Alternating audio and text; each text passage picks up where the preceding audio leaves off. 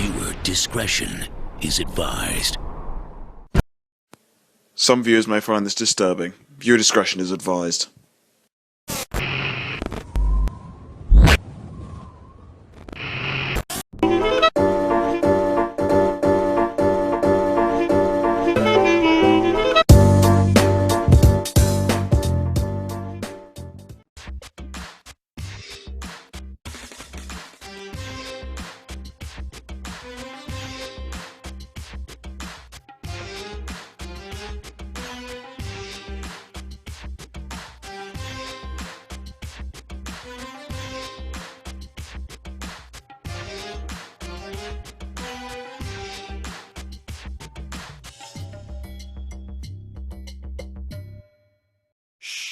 Five, because they are two of the most important years in a young child's life. But with regards to education, and also they are more likely to adhere to social distancing than a reception age or year one.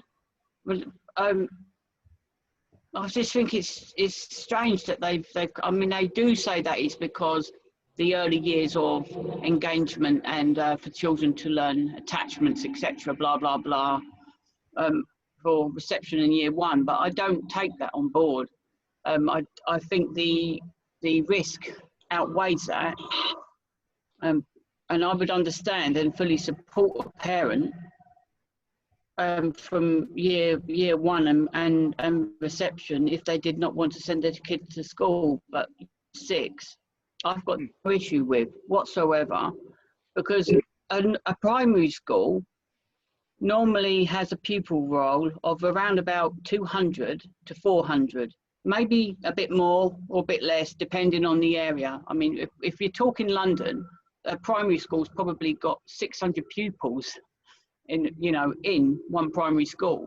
So they've probably got 3 classes or 4 classes per school year.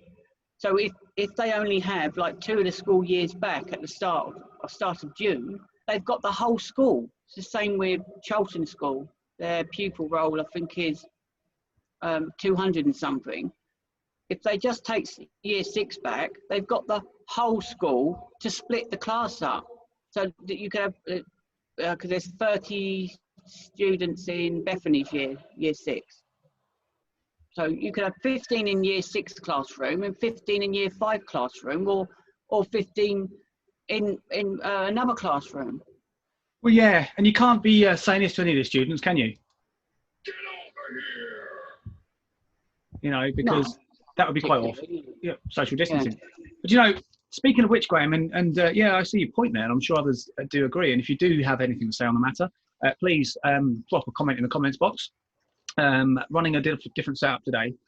We have a few screens here. It's a bit of a studio going on, so I can look around and I can see what's going on in all areas, which is great. Not for you guys, because it doesn't really matter, but for us, it helps.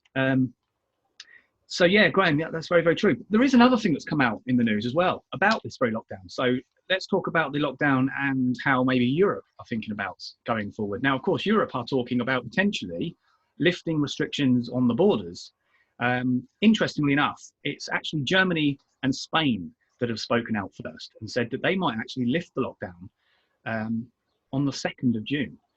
Now, I'm not sure where France stand in this, because actually that's a particular interest of mine, because my job, as you know, Graham, is to do with borders. Well, it's an arm of involvement to the border movement. And if countries in Europe are potentially considering opening up the borders for tourism, and say France, example, follow maybe Germany and Spain's route, then actually I could be back to work. Potentially I could be, and I'm sure others could be, depending on their type of jobs, whether it's tourism, travel and tourism, could be back to work by earliest the 2nd of June. But there has been a bit of controversy with that, because people are actually also saying on the news, you get these various different people phoning up, don't you, in stations like LBC. We listen to LBC, don't we, Graham? And on LBC today, there was people phoning up, someone in profession that have got background in this, and have said that they don't believe that we will be able to get back to any form of normality, sadly, until maybe even September, October.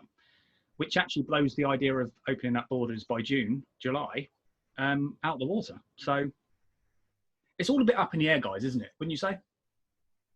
Yes, I would say it, mate. I mean, as you know, I regularly go to Belgium for business purposes. So, and it's been a tough time for everybody, isn't it?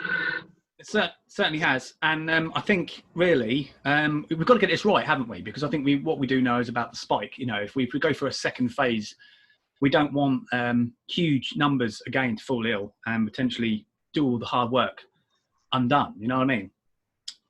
Which I think is a very, very important thing. There's a few things there also, such as trials to do with coronavirus. Apparently, there is a potential, or has been said to be a successful 30 million or up to 30 million pound coronavirus vaccine, and it's potentially for the public as well in the UK, which should be rolling out by September.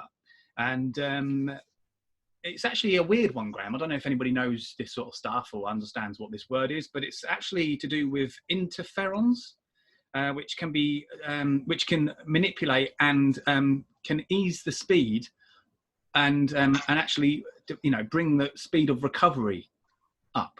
So it's not entirely a cure, but it's certainly something that's going to help the road to recovery for those that are, you know, considered victims of the coronavirus. So that's. I wonder how it works. So this new thing. I wonder how it works. Maybe it just basically. It obviously interrupts with the course of the virus as it would develop within the human body. Yeah. I'm just wondering if because it does that, eventually maybe the virus will just break down and become a lot weaker, so it doesn't get to the extent of pushing an individual to sadly death. Well, yeah. I mean, yeah, you got to assume that you know, that it's going to work, right? You know, it's certainly a way forward. Where did you get this information from? What's the publication? What, the coronavirus information? It's not the Sun newspaper, is it? Or Daily Star. I think it was Daily Mail, actually.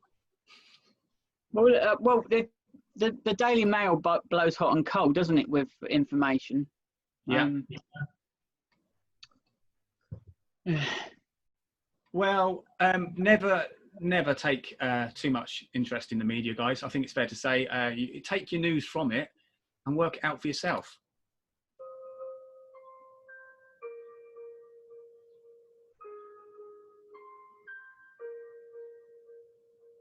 Anyway, so Graham, Sir Keir Starmer, to me and you, all right?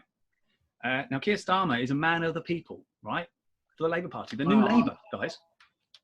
Yes. And I know where you're going with this. You do, right? Okay. I think so. Well, I've got to be honest, before I whack him, but I'm not going to whack him because I don't believe that's fair. But I will state something that I think needs to be known for those of you that. Well, you can whack him with words, mate. You can whack him with words. You sure? You? All right. Yeah. All right. I will do then. But I will say I think he's doing a good job at the moment. But I don't like necessarily what angle he's taking. But I do think he's becoming somewhat more effective, I think, than Jeremy Corbyn. That's just my opinion, right? But anyway, well, I believe sorry, mate. I believe the British public will probably accept. So, well, I don't think he even wants to be referred to as Sir, does he? Nah. Well, he wants to be a man of the people, doesn't he? Yeah. Well, Labour needs to drop this business of being the People's Party because they haven't been the People's Party for generations. They just use they use people. Like all politicians, all political parties use people to their own means. Yeah, I think they do, Graham. And interestingly enough, actually, I'll move that up. Yeah, interestingly enough, well, they all do, don't they? They all do. It's called party campaigning, isn't it? Party politics. Yeah. I mean, I think Labour are playing party politics at the moment, certainly against the Conservatives, aren't they, over the whole coronavirus business? I think it's fair to say. Do you know what really bugs me, though? And regardless of who's saying it, it doesn't even really bother me about Labour saying it so much. I mean, anything slightly crazy for me Labour will say, I'm not surprised. But anyway, regardless of Labour saying it, I don't think it's fair, and I've said this before, haven't I, guys? I don't think it's fair that anybody criticises the government about coronavirus because of the fact that, yes, they might have come onto the subject a little bit late, but reality speaks here that, you know, it's not entirely our government's fault. We already know, don't we, that the World Health Organization kept information back from the world, you know, and they dismissed the importance, I think, for a little while. So, I mean, again, I think that's going to be something that will come out later in time, won't it? Once, I think there's going to be some scrutiny behind all that later. But I would say at the moment, I don't think it's fair to criticise our government single-handedly. I think it's a world pandemic, you know what I mean? And actually today, it's been heard that that Brazil are actually catching up in the death rate on this coronavirus. They're really suffering at this very moment in time as we speak, which is just a realism check of just how serious the situation is. And of course, when we're talking about getting back to normality again, you know, and we find out that, you know, and we find out that, you know, they've got situation in Brazil now, we cannot rule out the severity. We can't take it lightly, can we? Yeah, anyway, so Keir Starmer, he has, now get this, guys, in Surrey, in the area of Surrey, he owns 7 acres of land worth up to 50 million. So the question of the man of the people, as I'm sure he would like to be known, of course, of 50 million. Up to 50 million. So he owns an area in Surrey, a plot of land of 7 acres, and it's worth up to 50 million. I say up to because I don't know exactly, but it's that's how it read anyway. It's up to 50 million. So I thought, well, that's an interesting point. I might bring that up. It's not normally known, is it? Not publicly anyway, that Labour have assets to that degree, is it? It's not Labour though, is it? It's his personal assets. It's probably from hard work that his father or whatever, and you know, it's the fact that family line. I don't. We're sort of drifting off it a little bit here, but I don't hold any grudges against people that are extremely wealthy and they've actually worked for it. Yeah, you know, they've worked. Their families worked for it. Do you see where I'm coming from here, though, Graham? Yes, I do. So I don't particularly hold a problem with this, me personally. I'm just making the point in that I think when we have known in history over time certain political parties criticising the Conservative Party for being wealthy, let's say, I think we have to now remind ourselves that it's not just seen in the Conservative Party. I think that's really where I was coming from here. So it's not that I have a problem. You've only got to look at, the thing is, it's been going on for generations, mate. Again, that word, generations. Yeah. The Labour politicians are all multi-millionaires near enough, most of them. Of course they are. It's okay because they are Labour. It's acceptable. It's not a problem. Of course. Exactly. Well, I think that puts a full stop to that problem, don't it? That's shut the door, by the way. Did you hear that? The door shut, heavy. So when we see the likes of Labour criticising government in the Commons over wealth, we just have to hear something similar to this. That sounds like I don't know what that was actually. Anyway, so that was just completely wasted. That was, yeah. So anyway, I think the point being is that Labour and Conservative are very much alike, you know, but that's irrelevant. Right, something a little bit more off the cuff and something a little bit more worrying to me and you, but I think most of us won't care because, after all, I care because I'm interested, but actually it might not be an interest to others. But anyway, just to say that about just say roughly around 1,000 light years away. Now that's just ridiculous. I mean, what is 1,000 light years away? And Graham, that sounds like, what is that, from here to Canterbury? Obviously not. All right, 1,000 light years away. So is that what, 4 times round the planet? I don't know. I'll ask Alexa, mate. You haven't asked Alexa anything yet, have you? No, that's a good point. Well, do you know what? I haven't even got her connected, guys. She's not. She's on a vacation. Oh. Well, let me just explain. Let me just explain this. We can divulge further, Graham. So let me just add this to this, right? Add the further point to this, right? So just 1,000 light years away from Earth, a black hole has emerged, right? Now, bearing in mind in space, and we know space is pretty big. We don't even know how big it is. It's just emptiness, isn't it? Well, with the odd few planets floating around, and stars, and rocks, minerals. But somewhere near the Sagittarius, is basically a black hole, which is the size of the equivalent of 4.2 times the sun's mass, okay, can be seen by expert equipment. So basically, it's been said that there is 1,000 light years away, there is a black hole. Now, for those of you that don't know what black holes are, and I'm not going to give you any scientific analysis here, but I will say what they do is they rip everything up in its sight. So, for example, take us as a planet, Earth. If we were in its magnetic field, I think that's the right word to use, we could actually potentially be literally sucked in to the black hole. So basically, we'd just be is it not imploded? Is it? Well, let's just say sucked in. It just rips everything apart. It brings everything into a mass of nothing. Very, very interesting. So it's quite a scary thought that actually, if it became somewhere within reason of the solar system, it could be devastating to humankind, to the solar system in itself as a whole. I think quite a scary thing. But I read this today, and I thought, wow. I do like picking up on a bit of science every now and again, a bit of astrology. Is it astrology? Yeah, that's it, mate. Yeah. I think it's really interesting, guys. What about you guys? Actually, before I go any further, because I want to just talk to a few of the folks that are watching. I've got this. What have we got here? We've got Andrew Leonard White. He says, "Hello, Ben Glazer. Just checking up on your live now. I've set notifications for the next time. Thank you very much. Thank you, Andrew. We both appreciate that, don't we, Graham? Thank you, mate." He also says, "Hope there isn't any black holes anytime soon." Well, totally, I do. Yeah. Well, I mean, yeah. To be honest, I'm glad you picked that point up. I mean, they are serious, and apparently, black holes as well. They can actually be almost the size of a grain of sand, but still have the power of so many megatons of gravitational pull. I think that was really scientific. So actually, a grain of sand could float across space, right? Come in the Earth's vicinity, I don't know, a few hundred miles, or probably a little bit more than that, and just gone, just taken in and disappeared. But I think it can actually also cause supersonic, what they call it, supersonic supernovas, I think they call it. So, for example, where a star, when it comes to the end of its life, you can see I've been reading up on this. When a star becomes like a planet or a star, known as stars, come to the end of their life, they actually implode on themselves, and the power and the force in which it does so creates a supernova, which is basically just a massive, great explosion, just bigger than you can imagine. And it's also built up of huge amounts of heat. I mean, many, many times hotter than the sun. And basically, when those rays become evident to an area that has something like, some form of matter in its sights, just completely wipes it out.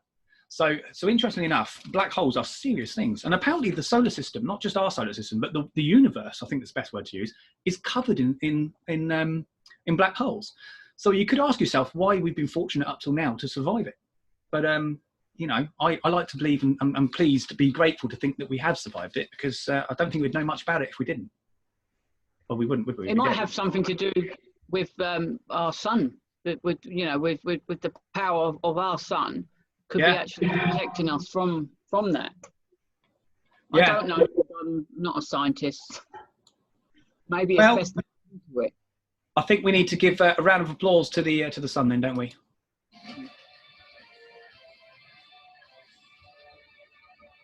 Yeah, that's great. Now, there's another thing that I wanted to talk about. Now, it is about football, but I think it's not about football, all right, as such. It's about individuals in football that I think everybody knows for some different reason or another. All right, so I want to start with Wayne Rooney, everybody. So everybody knows Wayne Rooney. He was number one. Start is usually defined as the beginning of anything, or alternatively, the time at which something is supposed to begin. As a verb, start can mean take the first step or steps in carrying out an action. I don't know what she's talking about. Did you hear that? Maybe Alexa is working. Anyway, rudely interrupted there.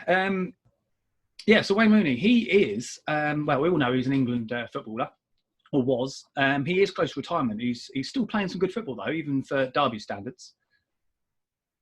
Wayne Rooney, it's been suggested that he might actually go into managerial work and follow the footsteps of the likes of Frank Lampard and Steven Gerrard. So any Rooney fans out there, be interested in the news recent, that actually he could turn out to be a manager of a football club. So whether it's Derby, who knows, it could actually be Wayne one of the top clubs in the Premier League, could be abroad. Who knows? But I think that'd be a good move for him, mate, because he's close to football retirement, as I say, isn't it? He is, and and I think it's probably right in saying, I suppose, that you could have expected somebody like Wayne Rooney to go into football management. He's football interest, isn't he? I think he will do good. I think he will do quite well. I think, well, yeah, we'll have to wait and see on that. But anyway, that's a bit of news on the football front for you. There was something else I wanted to mention as well. No. But what I want to also talk about, Graham, I mean, in life, and sometimes things are out of control, aren't they, of what you can control. You know, you get into something and you just go along with it, I suppose. Not like fish, but you kind of adapt to a change, but you don't understand how to take on that change. You just go with it. Anyway, so cut long story short, jobs, okay? Have you ever had any jobs in the past that you took on that you thought you could do, or at least you thought would be beneficial to you, that turned out to be an absolute nightmare? Now, if you have, now, for various different reasons, and people and otherwise, you don't have to name the job. You don't have to, you can talk about the job, but obviously talk about it at an arm's length. You know what I mean? But I mean, I can start, unless you want to start, Graham. I mean, is there anything in the past that you've done in the working life that has been a bit of a flop for you? A college course that I decided to do. Yeah. I was doing extremely well at it. In fact, I passed all the. I got a distinction for all my work. But within the classroom setting. But then I had a few family issues to contend with. My dad, but at the time when he was alive, become seriously ill, and that I couldn't. I found it difficult to juggle that, and it slowed me right down in producing my last. I had I think I had 4 or 5 assignments to hand in, each, and one of them a project which was I believe I think it was 15,000 words. The project was 15 or 20,000 words. It was quite a hefty project with like graphs and everything. And well, I ended up having to pull out eventually, which is a shame. Right. Never mind. But that's the only time that I can come up with actually anything to your question. Well, I'm going to talk to you about a particular experience I had once. Okay, and it was an interesting one. But basically, it was about a supermarket that I used to work for. Now, even by saying that, many of you will probably know where that was. Do you know, Graham? Just off the top of your head? Don't know. Is it Every Little Helps? No.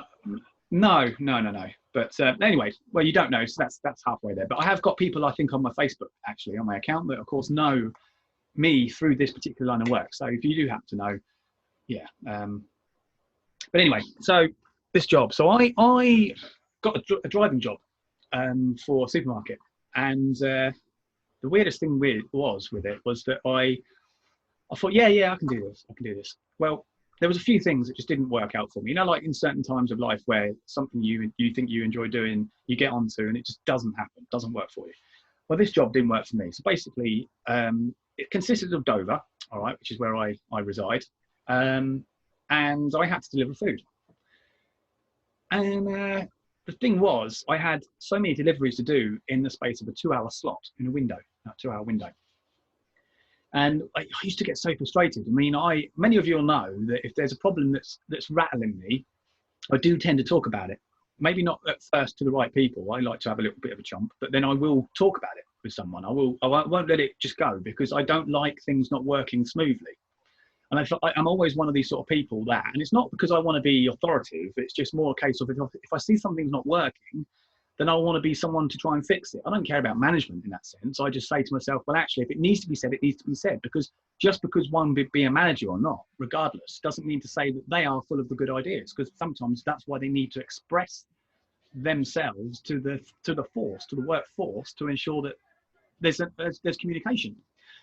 Anyway, so cut long story short. So basically, I was out there, I was doing these deliveries, and if a customer, all right, wanted some food, and bearing in mind they planned for this delivery, if they happen to be out, all right, you can't leave it with a neighbour because it's just not the right thing to do. It's not like you can leave a parcel next door. However, you just load it back and take it back to the store, right? But the worst thing about it is if they then come home from wherever they've been, I don't know, and then they, because bear in mind, they've actually arranged for a certain time slot as well, which makes it worse. So bearing in mind, they've gone out and you've not found them. They then ring the store and say, look, the driver, I haven't seen him, has he come in? And they'll say, yeah, he's supposed to have been out. All right, we'll get in touch with him. And then they ring you, the store ring you, and then they say, oh, you know, so-and-so, Mr. Bloggs, he's back, he's available for his delivery. Right, well, bearing in mind, by this point, an hour or so later, you've just finished maybe your deliveries and you've taken that shopping back because you need the space in your vehicle to take the next 2 hours. You know what I mean? So you're working 2 hours to 2 hours to 2 hours in blocks. Yeah. And it used to be really frustrating because it used to happen all the time. Now, bearing in mind, you have forever in my mind, I was always feeling like I was chasing tails because Dover, getting around Dover in particular, it's not just Dover, an area, but many areas, but Dover in particular is very, very difficult to get around at the best of times. You know, it's either road works, Graham, isn't there? Or there's, I don't know, just slow traffic lights, God knows what, all right? Or somebody decides walks along the road and just has a dance, I don't know. We're all a bit mad, all right? And so things don't necessarily go to plan when you're driving around Dover. And then it was no different with me. I mean, I was driving this vehicle and of course I wasn't invincible in a sense. I could actually, I still had to abide to the traffic regulations. You know, I couldn't speed, and so I found myself sitting around in traffic a lot. And I was thinking, I'm just not getting anywhere fast. And like I say, when you have a customer that decides to go out, when bearing in mind they should be home waiting for their shopping that they've asked for, you know, you've got to go back there later. Well, bearing in mind it's going to take you the same time it took you to get there in the first place. So you've got 2 hours, and those 2 hours, every single minute of those 2 hours, you need. Now, bearing in mind, I used to get frustrated because I used to come back to the supermarket, and I used to unload all the trays, and I used to go back into the store, and nobody helps you. All right, I mean, the store are doing their bit in the store.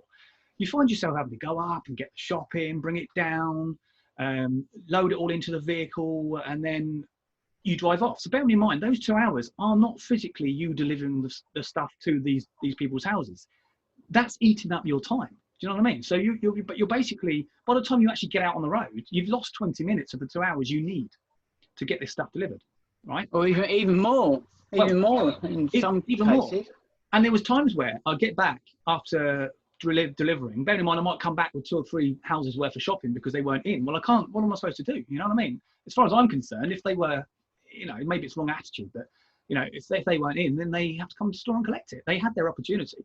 But do you get calling cards that you can put into their letterbox? Well, we used to, which is why it gave them the reason to need to phone. I think we did. We put, yeah, but it used to be really, really frustrating. It was a headache. The whole time it was a headache. And, you know, you would get people, I don't know if people just done it to wind you up, but you'd knock on some doors and then they'd say, no, I haven't ordered any shopping. Bearing in mind, you know that that's the house you're at. And then they'll say, oh, it might have been my mum. Oh, crying out loud. So anyway.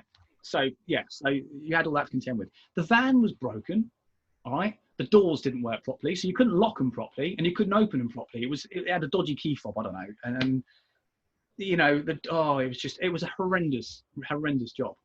And I'd only been there a couple of months, I think it was. It might have been less than that. And I had to get out. I left, Graham. I couldn't tolerate it. I was losing my mind. I was going mad. And there was a funny story. I used to live in Elsham. And at the time, actually, when I was working for this company, I parked the vehicle up at home at night, and I parked it up outside my house. Got it stuck in the mud. I had to call the recovery to pull this vehicle. And bearing in mind, this morning that they came to pull this vehicle out, I had to work. So I was panicking, and I was thinking, oh my God. So I washed the vehicle down. There was mud all up it. I absolutely caked it was because I was trying to get out the night before. Bearing in mind, I think it was like 9 o'clock at night.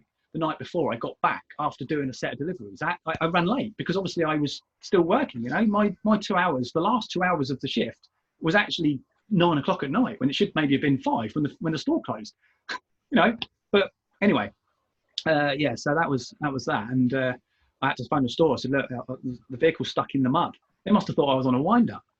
But nothing worked. Nothing worked for me. That job was just one of those sort of jobs where nothing went to plan. Anyway, like I say, It can only happen to you, couldn't it, mate? Well, yeah, absolutely. I think if it was a case of if I wasn't to leave, I'd have been pushed anyway, you know. But I was getting so frustrated, yeah. And the worst thing about it was as well, just finishing off on this subject, is that you'd load up the van, and then you would find that, oh no, they haven't finished loading one of the customers' goods yet. They're still packing it, and you think, but I've got to go now. I need it, and they're like, so you have to wait. You have to wait, right? Even if you're ready to go, you've got everything else loaded. You can't come back for that later. That's got to go because it's on that time slot. I mean, it's just so disorganized. Now, I'm hoping for the very company concerned. I hope it's changed. I hope it's improved. I will say this: there was a woman that used to work there, and she trained me up, and it's not her fault. But she was a genius, right? So if you are watching, there you go. You were a genius, and I look up to you, and I respect how you were able to do it. She was able to do it. I could not believe it.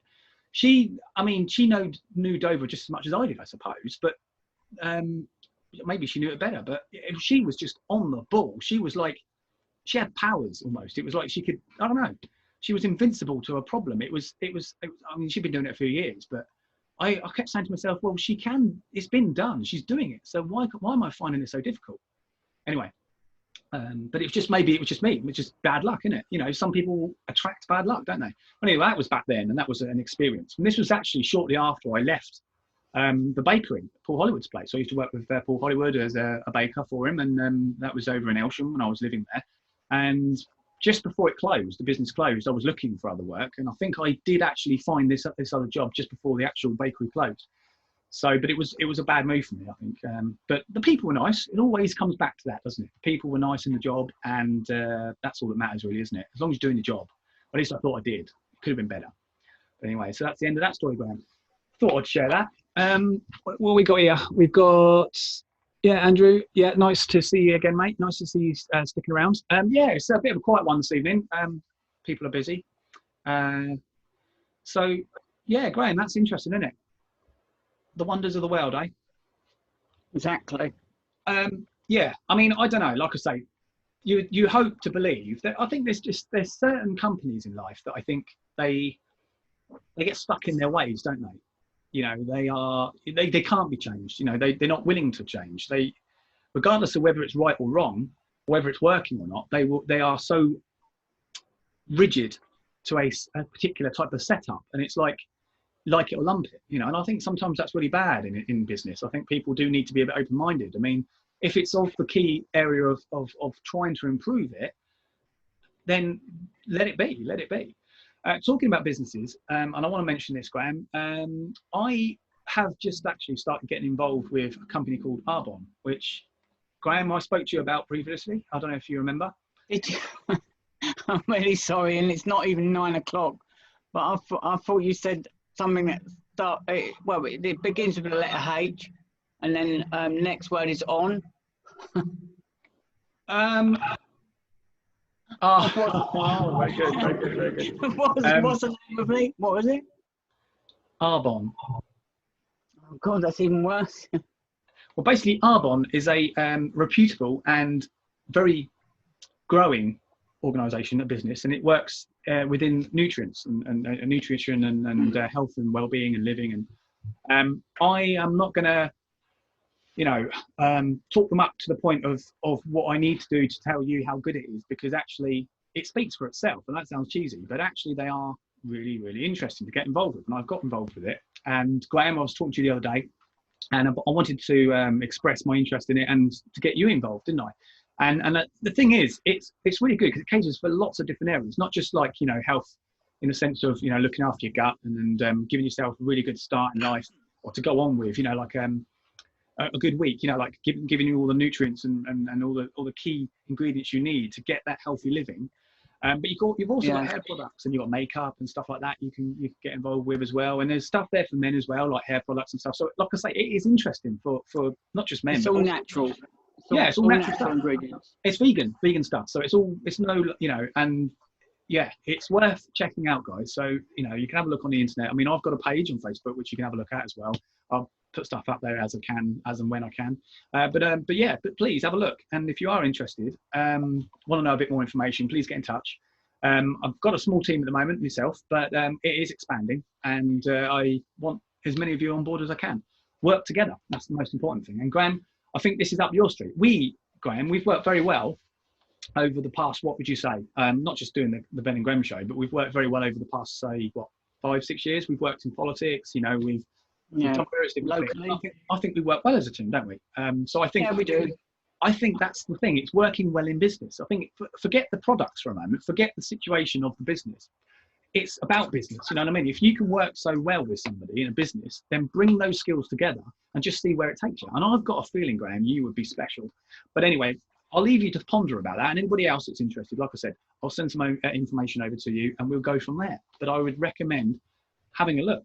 And you will be hearing from me in a few weeks, over the next few weeks. And hopefully we can escalate that from there. I promise I'll give you an answer by the time that black hole actually reaches our space. You may get an answer, but I'm sure you will. I promise you will. Yeah, well, I mean, obviously, like me, Graham, you know, I mean, you do as much as you can do. At the end of the day, we're all different.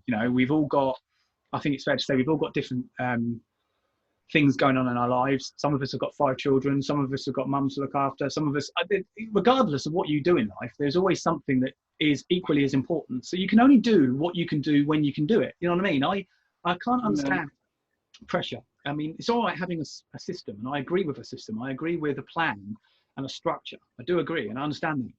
And in business, you need that. Like we know when we campaigned in politics, you have to have if you do something, you have to have a plan by certain deadlines to commit to the success that you're striving to. If you don't have a plan or a schedule or routine, it's all going to fall apart.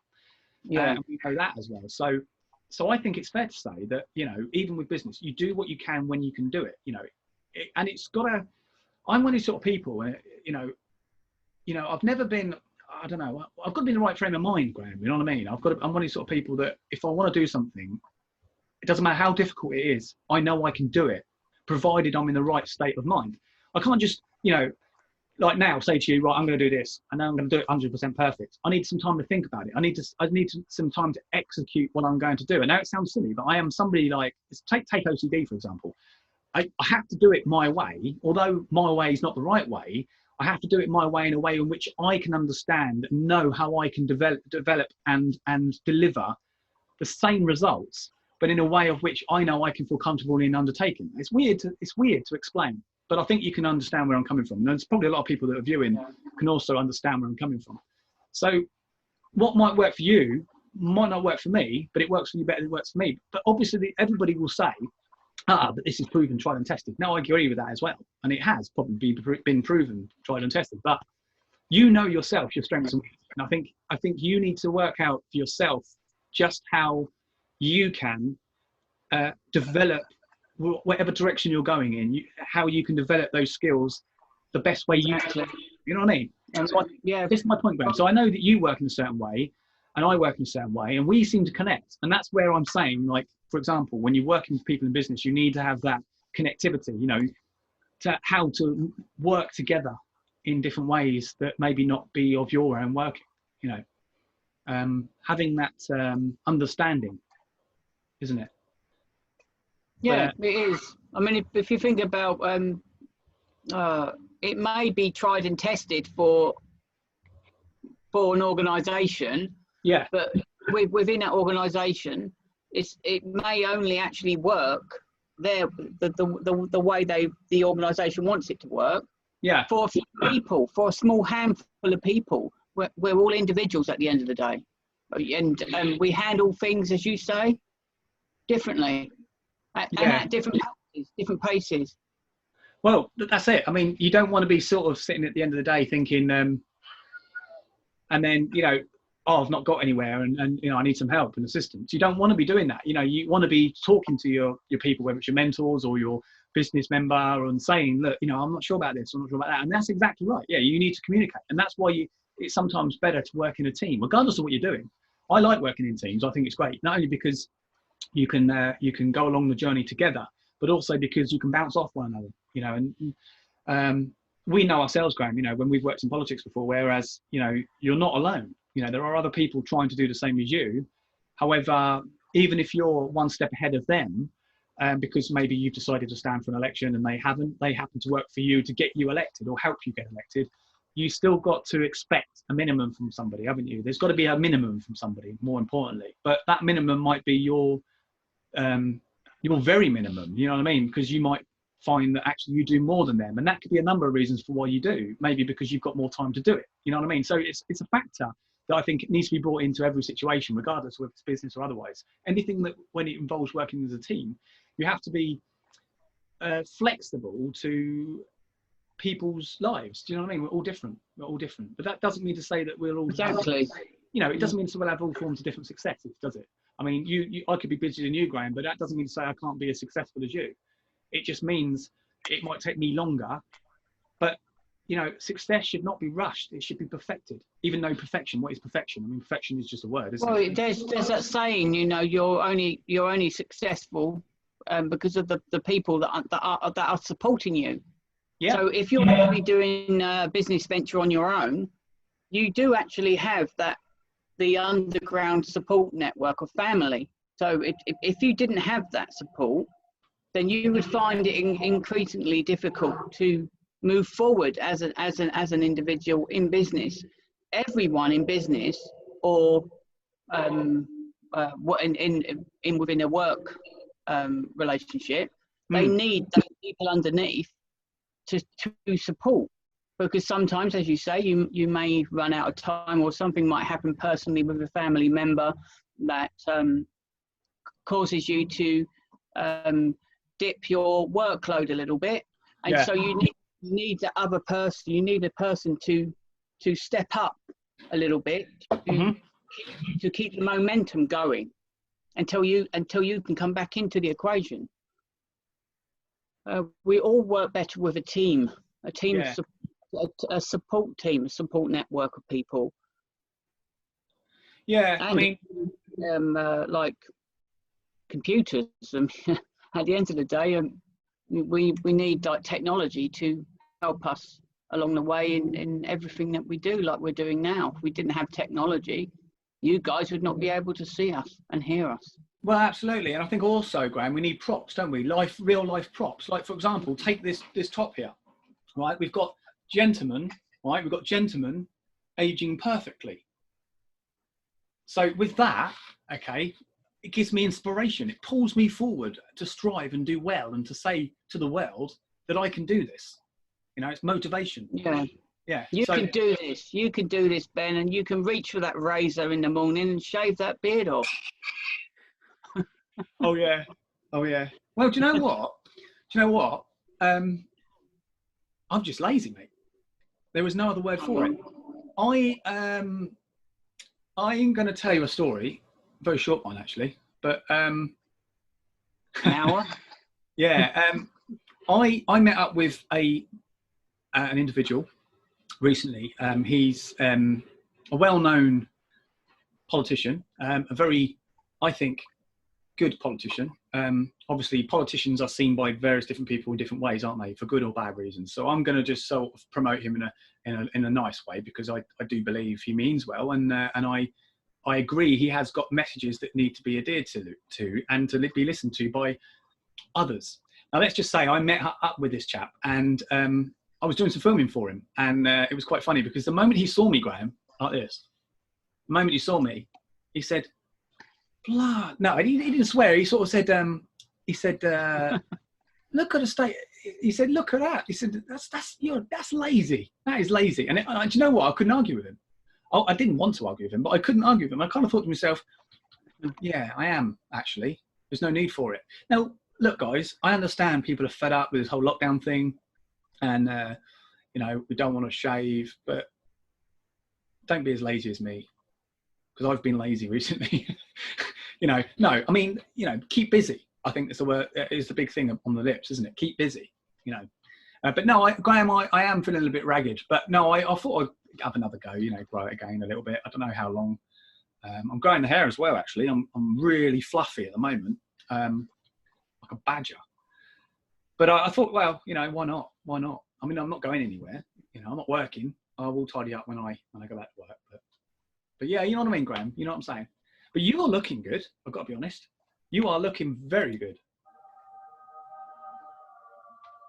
Here you guys. Yeah, he's looking very good. You're crazy. I wish I looked as good as you, mate. Oh, don't be so hard on yourself, mate. No, just being honest. Anyway, so what you've been up to then, Graham? Apart from the obvious, obviously, you know, doing what you can in the time of lockdown is difficult, isn't it? Yeah, but look, we know now that we've got some of the relaxed areas of the lockdown, haven't we? You know, we can start visiting people now, can't we? Am I right? Oh yes. Have you seen the recent post on Facebook? As everyone knows, the coastal parks and that are closed off at the moment. Like for example, Langdon Cliffs, the car park area is closed off. There's cars parked up either side of that small country lane that goes up around the back of the castle all the way to St Margaret's Bay. Yeah. There's cars backed up and parked up on each side of that road. It's ridiculous. People just don't. Why can't they just understand? I mean, do they care? Do they care about their health? Do they care about their family's health? It's just really is not acceptable. Well, I think it comes to a stage, doesn't it, where some people get a bit despondent, don't they? I mean, there's this thing about New World Order, isn't there? Like people are kind of banging the drums, saying, "Oh, it's just the government's way of trying to suppress us all, to turn us into a new way of life and all this." I mean, I don't go that far. I mean, at the end of the day, I don't see that somehow. It's ridiculous, though, mate, isn't it? Yeah. It really is ridiculous because at the end of the day, I know people think, "Oh, well, here we go again." None of these people would have lasted 5 minutes then during the world wars. Yeah, you know, they went on for years. I mean, they need to, you know, line up, take stock of their lives, their lives, and they need to take care of themselves. They do. Bunch of stupid idiots. Sorry to use that term. Arranging like parties and that to meet up in like recreational grounds, like Radnor Park, for Christ's sake, in Folkestone. Well, a great group thinking that, hey, it's okay, mate. Bunch of twits. Really, they are. I can't argue, mate. I think actually you raise a point there, and I think the police have handled it very, very well. I mean, they broke it up. One guy, I don't know if you saw, but one guy who was saying, "Oh, what are you going to do? You're going to arrest me?" He's provoking the police. You know what I mean? He was sort of standing there going, "Oh, you know, what are you going to do? You're going to arrest me? You're going to arrest me?" And he was pushing around the police. And I'm thinking, you're just asking for trouble. You know what I mean? Yeah. And then he went to do something. I think I've seen a video. I think I've seen that clip of video on Facebook. Yeah, this police officer was explaining to him. And he kept getting questions thrown back at him, and the officer had to say something. It's just ridiculous. I mean, I said in one post, in a reply to a post, I can't remember which one it was, because there's so many on Facebook with regards to this, and I shared the post anyway, and my title to the share was arrest them. Yeah. No, was it prosecute every single one. Mm-hmm. And fine them heavily. Everybody that not just 10, 20 or 100 or whatever. Everyone that is there, arrest them, prosecute them. Yeah. And, you know, fine them. Because they're putting everyone else at risk because of their stupidity, because they think it's some sort of conspiracy, yeah. Well, I'd have to... I was just so wound up. I couldn't get my words out correctly. I'm just so wound up with it. This is a serious state that we're in at the moment, and you've got twit twonks like that just going about with no care in the world. What a word, eh? What a word. No, I agree. I want to just do a quick shout out for everybody. I've been a bit slow on the uptake. We have Paul, nice to see you, Paul Parmenter. We've got Stacey Wood, Pete Bignall, Billy White, Pete Thomas, Hayley Elsman, Andrew Leonard White, thank you again for commenting earlier. We've got Matthew Austin, we've got Holly Martin, George Watts, Ross Wheatley, We also have Peter Knight, James Barker, nice one, mate. Vicky Otto, nice to see you, Vicky. Natalie Freeman and Glyn Rowland. Now there's a ledge, if ever I've met one. Who else we got? Ledge. Does anybody ever say that anymore? Or is it just, that used to be a word of the past, didn't it? Ledge. Legend, didn't it? Does anybody even use that? Oh, I mean, do you know what? No, I don't think anyone does, mate. I don't think they do. Do you know what? I said, not our generation anyway. Maybe the new generation under us. I said to Riley, my son, I said about epic, or something was epic, right? I was just trying to be silly, and he went, "Oh my God, Granddad." I mean, I was like, what? Epic was a word. That was a word. Anyway, Vicky Nuttall's watching, nice to see, and John Heathcote, great. Yeah, me and John Heathcote, we got a bit of gaming last night, for those of you that need to know or want to know. We've found a new game online, and we were playing online, and we played till quite late at night. So I was feeling it a little bit this morning, a bit tired, but could see myself doing it more often. It was a fantastic game for any of you that like gaming. What was the game now? Escape from Tarkov, it's called. Escape from Tarkov. So there you go. Have a look it up. It's not on one of the main platforms or anything. You have to look at it. It's an independent game. There's a website. You can download the website or download the player. Download the game from the website. But yeah, Escape from Tarkov. It's worth it. It's worth it. If you like things like Battlefield 1 and stuff like that, or Call of Duty, then it's right up your street. It's really difficult as well. Right then, Graham. So, yes, it's been great, hasn't it? So, anything else you want to share with us? You know, any stories that have emerged in the past? When was the last time we did our stream, actually? It was a little while back, wasn't it? About 3 weeks ago. About three Sundays ago, wasn't it? It was, wasn't it? Yeah. Yeah. I think we definitely need to do this more often. I mean, it's always a pleasure, never a chore, isn't it? Mm. And Graham, you've got some new equipment, haven't you, mate? I think it's, yeah, we'll keep. Yes, I've got some new equipment, everybody. But it's not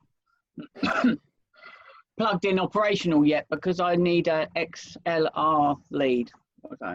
Anyway, so if you can't see it. No. Oh yeah, that's better. I was holding it too close. Mini mixer. Do you know what? It's got phantom power. It's got 48 volts of phantom power, so I can run the microphone. My condenser microphone needs 48 volts of power, so I can make myself sound a bit more better, I suppose. Probably won't make much difference, but. Well, you certainly don't need to look better, do you, mate? You look great. Anybody on the chat, just put a remark in for our Graham here. He looks fantastic, wouldn't you say? He does look. Graham, you do look good. I really don't. I am not afraid to admit it. You do look great. I don't need bigging up. I don't need bigging up. I'm fine. No, well, anyway, you're looking well, mate. You've lost some weight, so I think you're looking in real shape. Do you know what? We're going the other way. You're losing weight, and I'm putting it on. Are you giving it to me secretly? Because I've got a bit of a belly going on here. I'm not even joking. I haven't even stepped on the scales. I'm too frightened, guys, to step on the scales. I've never been frightened to step on the scales.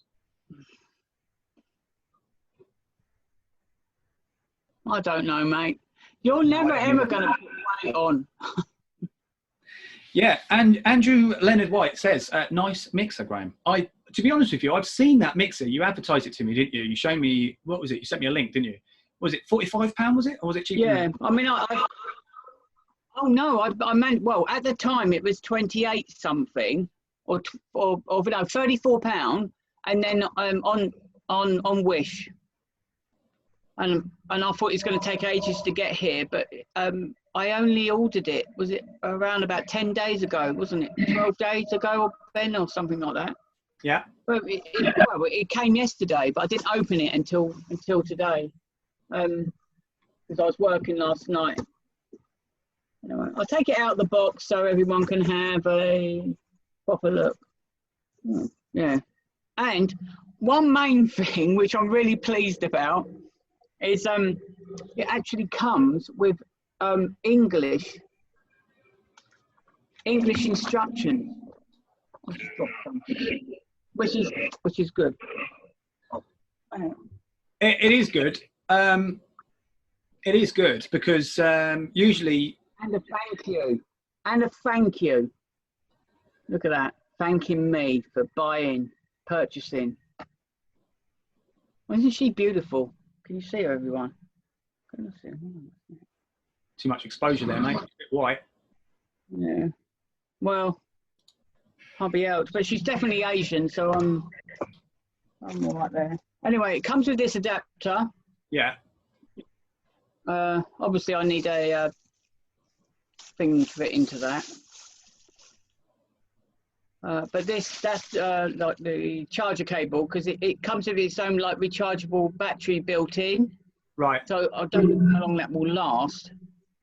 But it's got a good wattage on it, so it should last a while. And I'm only going to be using it for lives anyway, so hopefully it will be going on for a long time. So that it comes with that. I'll take it out of the packaging. Like Christmas come early. So. Oh look, it's this screen thing that I've got on. Is that better, everybody? Let's see. Yeah, it's got Bluetooth. Bluetooth. You can Bluetooth from it. You can connect to your home computer, desktop, or laptop, or both. I can put two. I can have a left and a right studio speakers. So eventually, that is my plan, to get some studio speakers. Obviously, I've got to come into some money because I need to move first to get a small box room that I can turn into a studio. Yeah, that sounds good. But don't do it literally, Graham. It's a bit dirty, isn't it? So this phantom power, Graham, does that mean with this phantom power, does that mean that you've got no chance of this?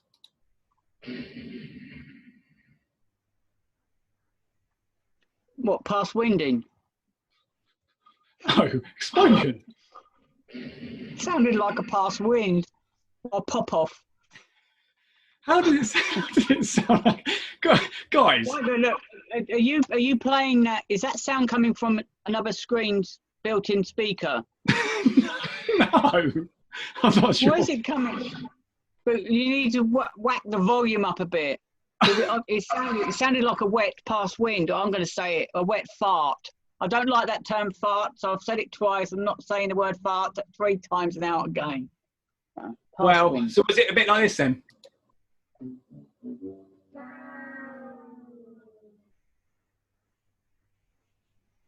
Moving on. Right, okay. Well, anyway, Colin Blackman, nice to see you watching the stream, mate. Thank you. And you've been on a couple of times. You've come and viewed our lunacy. Yeah. No, great. Honestly, it really is appreciated. Really, like I say, Natalie Freeman. Sorry, Natalie, I didn't mention your name. I'm glad you're on as well. I'm glad you're watching. Or even if you just come in and out, any of you, I'm still grateful. At least you saw it and you took an interest, even if it was half-lived. Yep. That's the main thing, isn't it, Graham? It is. Never judge a book by its cover. All right. But no, you do though, don't you? It's a stupid thing to say though, isn't it? Really. Whenever you go to a supermarket or shop or whatever, Graham, I mean, are you much of a reader? You do look at a book. It is the first thing you see. The cover has to be engrossing for you to want to pick it up, right? Yeah, it's got to be engrossing and well, particular subject it's of interest to you. But I'm not really a novel person, if you know what I mean, reading novels. Yeah. But I go more for the scientific sort of correspondence. That's what I go for. And politics, everyone, because it's interesting. Yeah, it is, and politics is. For those of you that are interested, not everyone. Holly, nice to see you, Holly. Pete Thomas, and I think I mentioned you already, Billy White as well. Nice to see you, mate. Yeah, Graham, that's the thing. If you walked into a shop and you saw a book, yeah, and it was just a white cover or a black cover, you wouldn't pick it up, would you? All right, if it had, say, The End of the World, and it's just a black cover, you go, all right, and walk away, wouldn't you? You wouldn't. There would be no incentive to pick it up. It would have to have something on it. It's got to, hasn't it? It would have to have something. Yeah. It could be a pure black cover, but it would have to have, I don't know, for example, a great big capital letter A, like, you know, because you're thinking, well, what's that about? Then you would pick it up and sort of inspect it a bit more. Yeah. Like, yeah, I get that. I read the back. Yeah. The gist of the story, then you don't have to read the book at all. No, absolutely. And there's something else I want to talk about as well, and it's completely off the subject of books, all right? But and we know this for generations now, that it's part of life. You know, we have to put up with it. But seagulls, right? I don't know why I always come back to seagulls. There's always a mention on seagulls. I think we spoke about seagulls last time we spoke, wasn't it? On the stream. But seagulls, why can't they sit like everybody else? I mean, I'm fed up, mate. I don't know about you, but I'm fed up with constantly seeing my car covered. And you? Oh, yeah. Well, luckily, with that new car I've got, I'm extremely lucky that I haven't had a bird decide to deposit on it yet, which has been quite positive. Deposit, I like that. That's the best way to describe seagull dung. Isn't it? Yeah, but no, it's the worst, isn't it? It's me. It's the worst because it just kind of, you know, you're walking along and then all of a sudden, you know, there is no way of stopping it. You know, you can't, there's no warning. That's what I'm saying. They should come down and they should do it properly. Do it on the floor. I mean, it's going to be less mess. I don't know. Anyway, it's not like we can communicate with them, is it? But I just get fed up with it because it rots the paint on your car, guys. Anybody that knows about seagull dung, if you don't get it off your car immediately, it will take away the colour on your paint. It will fade your paint. And I was told this once at work. In fact, it was a passenger. I said to him, I said, "Well, that's nice," you know, because his car was completely covered. And he said, "Yeah, I know, I need to clean it." He said, "Have you heard?" He said, "It could actually rot your paintwork." And I went, "Oh, right." Anyway, I don't know whether at that point in time I knew this. It seemed at that very moment, by him giving me that information, that I knew I would need it in the future. And it stuck with me. You know, certain things do, don't they? And I thought, oh, what a gentleman. So now, whenever my seagull, a seagull, or any seagull, not my seagull, but a seagull comes along and pops, right? I have to be straight out there and I have to get rid of it. Even if it's just that area, you have to get rid of it, because last thing you want is when you go to wash your car, you've got patches everywhere that you can't do anything about, unless you respray it, of course. And we know how expensive it is to respray your car. So just be aware of that, guys. You know, don't let that bird win. That's what I say. Isn't it? Hey. So yeah. If anybody wants to, in the future, if they want to come on with me and my good man Grem here, they're more than welcome. More the merrier. It'd be great to have you on. Dick Bannum, nice to see you on the stream, mate. Yeah, it's been an interesting couple of weeks. It's been at least a couple of weeks, you say, yeah, since we last spoke, would you say? About 3 weeks ago, I think, was the last live that we done. Yeah. Yeah.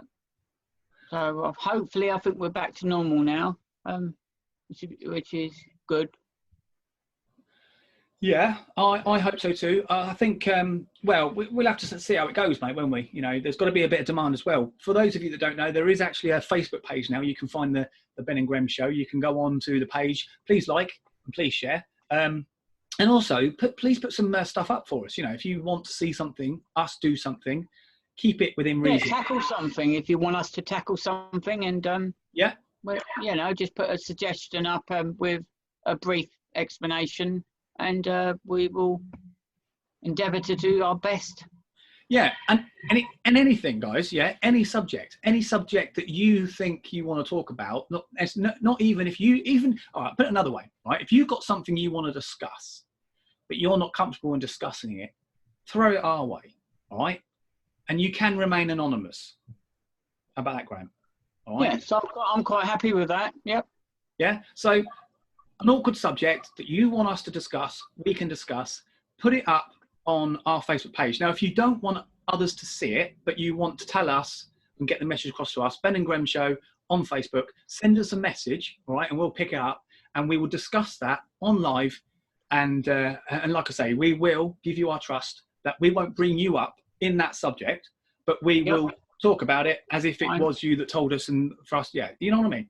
So, and you can also do that now, guys. You know, if you want to talk about anything in particular, or you want us to raise anything, please pop it in the comment box. We can pick it up straight away, and then we can talk about it. And that's it, Graham, isn't it? It's for you guys. You know, it's about the community, and that's what we want to do. We want to talk about these difficult subjects. You know, that's what's important. And really, I think that's how we got to go through life, really, in general, isn't it? You know, whether it's coronavirus or, I don't know, something a neighbour might have said to you, or a problem you've got with, I don't know, anything really. You know, talking is a one way of fixing any problem, because there's always somebody out there that has the answer, even if you don't know it.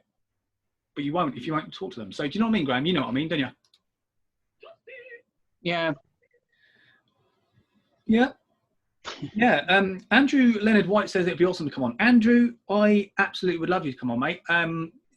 Again, if you are interested in coming on and joining me and Graham on the show, Ben and Graham, please send us a message and tell us that you're interested, and we will come up with a plan on when we can get you on and how we can get you on, and then we'll take it from there.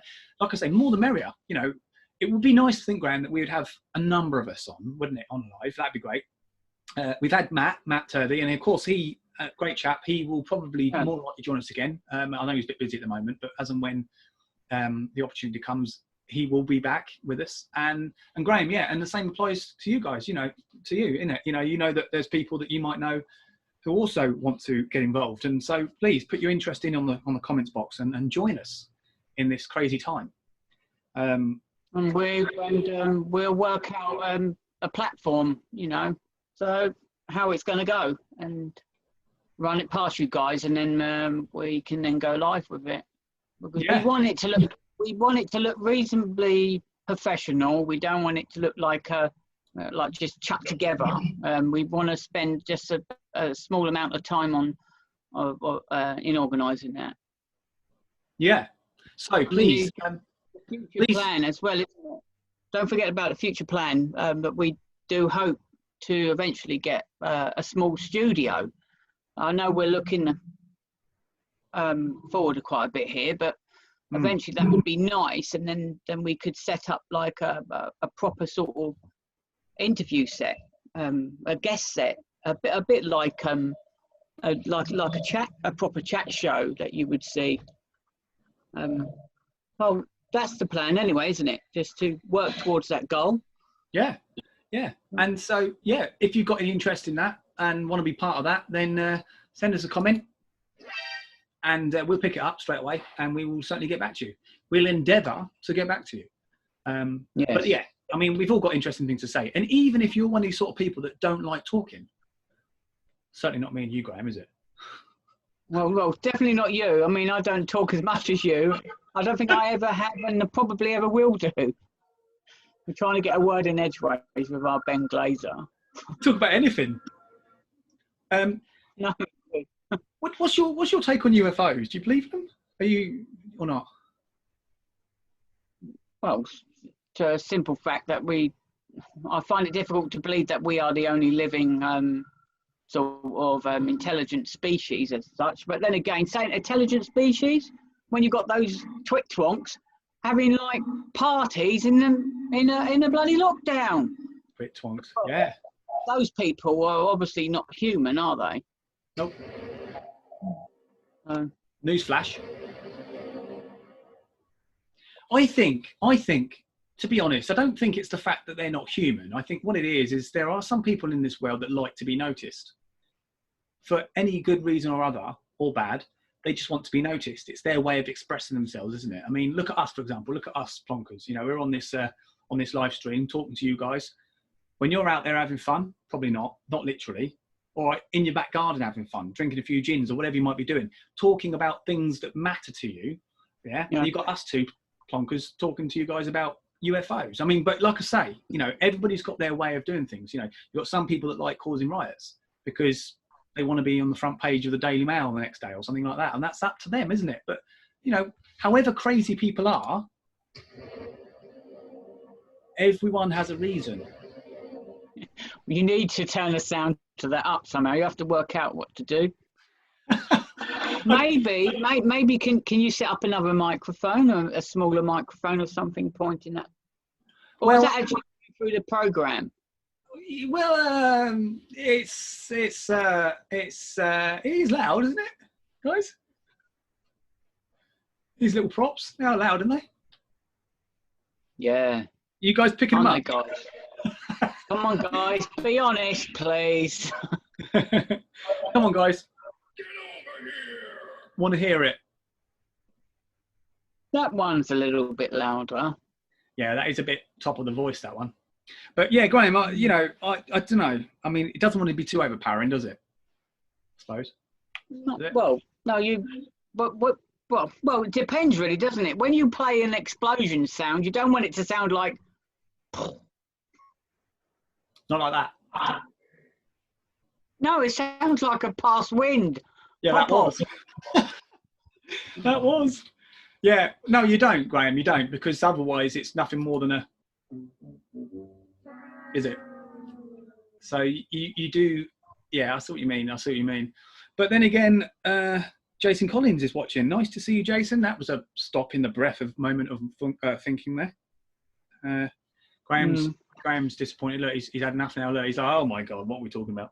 Yeah, I mean, UFOs, I think I don't know, it is, isn't it? It's one of those, you either believe or you don't. I mean, you know, I think somebody's got a red dot on me. Can you see that, guys? I don't know if you can see that on the camera there, but there's a red dot on my arm. I don't know if it's actually on my arm. I think it is. Can you see that? I don't know. Have you upset the government or something? I don't know. I've got a red dot on me, so I better be careful what I say, ain't I? Take you out, mate. Oh, yeah, look.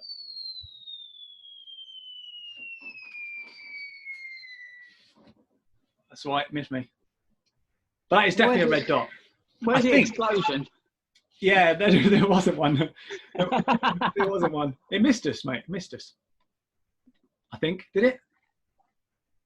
Maybe it's landed in the Dover Straits or something. Probably landed in the Dover Straits. That happens quite regularly, doesn't it? Well, we definitely don't want that to hit anything in the Dover Straits. No. No. We certainly do not. It's just landed, by the way.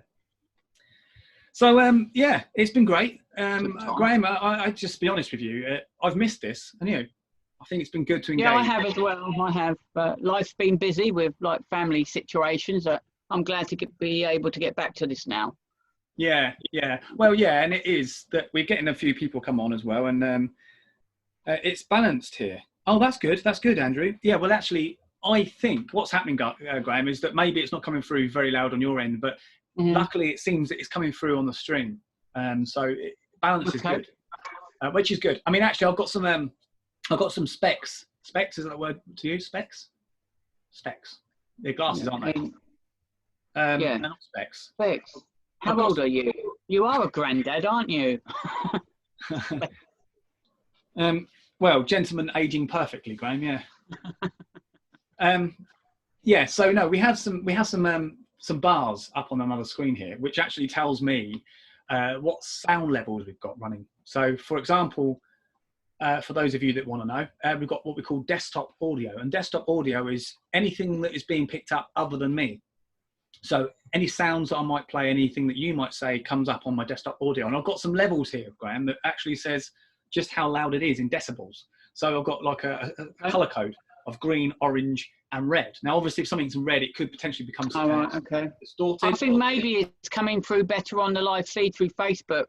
It's certainly coming through according to, yeah. But it's not coming through very loud on my end either. And I'll be honest with you, that's because I've got things turned down in areas where I don't want potential feedback. You know what I mean? You've got to be careful about feedback, especially if I'm recording. So, yeah, it could be something to do with that. But yeah, Andrew is an interesting guy. Andrew and I, and I think you yourself, Graham, as well. I think you were on that show in that time, and also Ian Stead, Mr. Ian Stead, who's not here with us at the moment, but he and I and yourself, I think you were there, Graham, when we discussed, didn't we, about exploration for his involvement to the IKS exploration. And of course, Andrew is somebody who does explores. He goes about places. He looks at history and stuff like that, which is really interesting. I think he's got his own channels. I believe he has. And like I say, Andrew, if you do know more about that, because it's you that does it, if you would like to just drop a comment on the Ben and Grem Show Facebook page, put it up there so that the members of the community can see what you do. I think they'll be interested in following you guys, or following you. If you've got a team, then it is guys, but it's just you. It's just singular. But I think people would be interested, and I am certainly interested, Graham. And I have to say, even Ian, he's done it for a while now. He's been working with his show, IKS Exploration, on YouTube for many years now, and he's got a nice follower base, and he loves it, doesn't he? Yeah, he does, and he's got a few recent videos up as well. I think one of them was an RAF refueling depot. With bunkers. They had some bunkers, but they're all bricked in. Everyone that they went to was near enough newly bricked in with breeze blocks. So it's a bit of a shame, really, because I think he went quite a way to get there to see that. Well, yeah, I think he did, and that's where you've got to be particularly careful about where you go and what you do, and you need to do your homework prior to going. So if you're going to a particular destination or site, you have to be aware, don't you, of the surroundings, because you don't want it to be a wasted journey. And I know Ian in particular has travelled. He's travelled a long way to get to some of these places, and I think he's got some stories to tell people as well, which for another day. I think it's personally, I wouldn't want to say anything that's not entirely true, but let's just say he's had some fun in running from authorities. I think maybe in the odd time or two. Not so much running from the authorities. Not that they've caught him doing stuff, but I think because if you remember, certain areas in the world are not allowed for trespassing, so you're not allowed to go in certain areas, and people don't always listen to that. They go in places and they explore, and so you've got to be careful. It's I think they do this, don't they, Graham, for a number of reasons, for danger. You know what I mean? Of course, if you come under danger, it's very difficult then to make a claim, I suppose, isn't it? So they don't want you to get in that situation in the first place. What do you think? Yeah, I mean, when an area is being disclosed as being the property of MOD, it always comes with that proviso, do not enter. It clearly states that. So I suppose that's an attraction in itself. Yeah. And I've always been interested in exploring and historical things. It would be quite nice to experience that one time. We might be able to do something, maybe, Ben. I don't know. Yeah, maybe I don't know if we mentioned it on the last episode, but I actually went to a place called Snowdon Colliery. Many of you know where Snowdon Colliery is, in Snowdon. It's an old coal colliery mine, or mines, that obviously has been abandoned over the years. Obviously the mines are all shut, and Snowdon Colliery is actually closed off to public, I think. I think you can get in if you're a maintenance worker, or I don't know, someone. But actually, we actually climbed over the fences one evening. It was quite early at night. I was living in Elsham at the time, so I was quite local. I mean, Snowdon's just down the road from Elsham, for those that don't know. And we went over into the Snowdon Colliery. I took my dog as well. Don't know why. I thought it would just be nice for her to get out as well. And we did some filming, and we did a bit of on. Well, actually, it was a ghost story. In fact, it wasn't quite exploration to the extent of historical facts. I mean, I think actually he had done things like that in the past on that area, but I think we were going just as a nighttime exploration. But it was sort of enrolled into a ghost thing. You know what I mean? It was quite funny, actually. We did something similar again up at the Dover Castle, I remember lights coming through the bushes, and me and Ian were like, "Oh, we've got to get out of here!" So we climbed over the fences and legged it, and got back to the sort of considered normal ground. But it was a very strange place, eerie place, I suppose, because it's so desolate. Where obviously it had been, you find that, don't you, with certain places, like when places are so busy, whether it's in manufacturing or steel plants or wherever, and they then become obsolete and empty. if you go back to those places after a while, they seem eerie, don't they? Like, because it used to be so busy and then nothing. It's like you can feel that eeriness. I don't know if it's just me, but I'm pretty sure people know what I mean by that. I think Eastry, what was it called now? Eastry Hospital, I think it was, abandoned hospital. I think he was talking about he had done. I've actually been in there. I've been in there. Have you?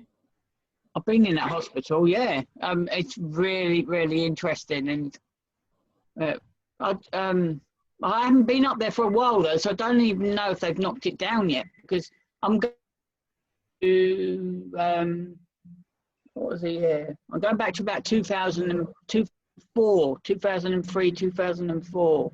Yeah. Oh, I think it was open. It was still open then. Was it a bit spooky there though?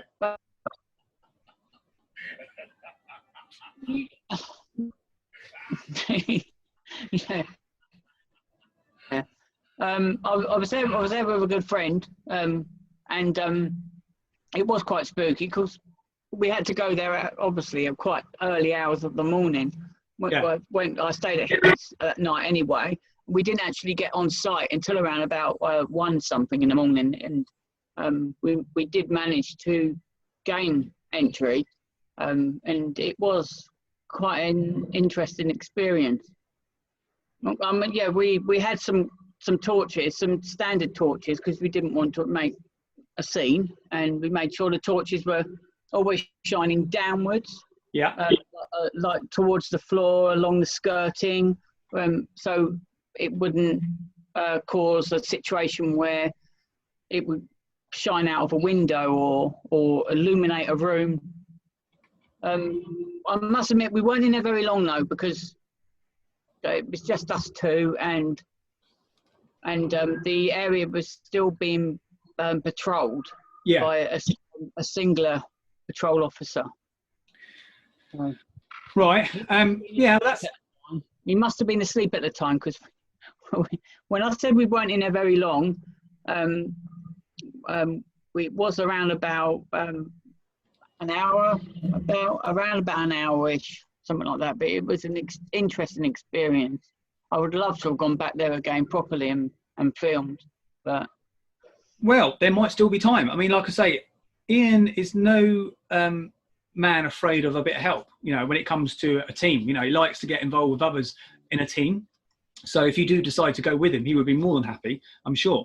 You know, he'd probably get you to do something. I'm not sure if it's still standing though, mate, because there was, at the time in about 2008, I think it was that I went. Right. Yeah, it's definitely, it was before Bethany was born. So I know, and that was 2009, February. So yeah, but it was just before. I don't know. Are you Googling? Are you having a look, or shall I? No, I wasn't. But you could ask somebody that you know is rather robot-like, if you wish. No. Or not? I'm just having a look, mate. Okay, there's a little bit of a strange issue here, guys. With I'm just looking at. I'm not leaning over just so you can see the details of my face.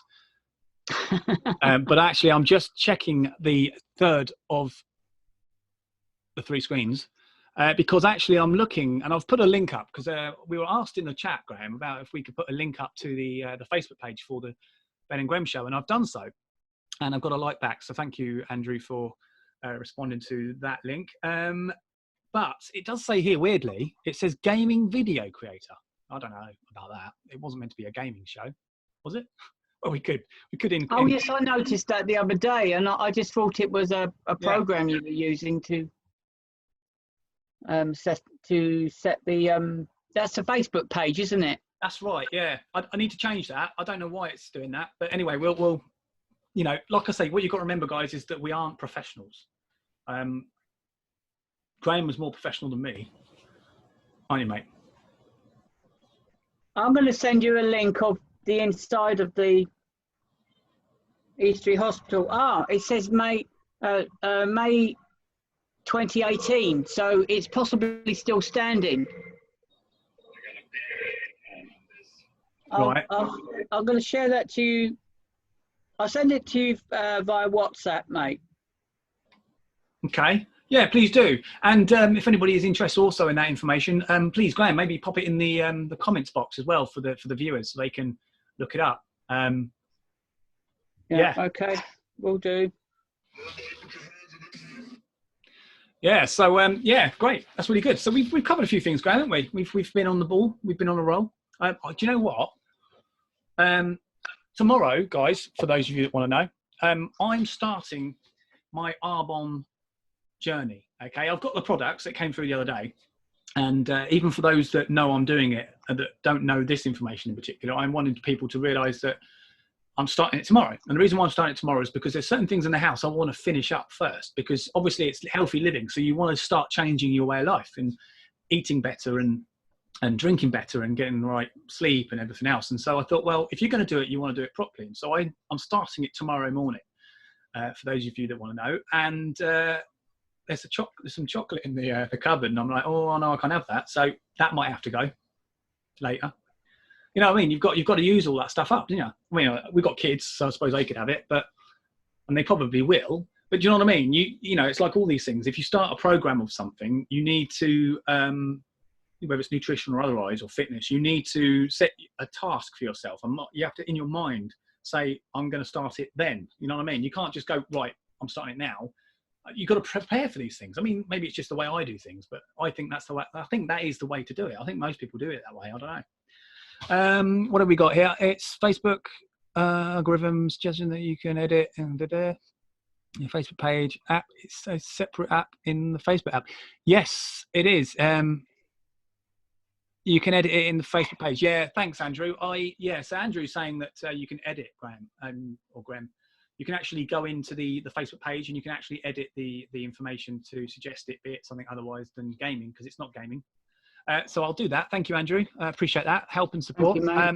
Graham, well done. Graham has put the link there for the interest of those that want to know about Eastleigh Hospital. Eastleigh Hospital, bit of information. Yeah, that's got a like. Well done. Nice one. Thank you. Yeah, thanks, Graham. Very helpful. Yeah, Eastleigh Hospital. It was quite a big hospital, wasn't it?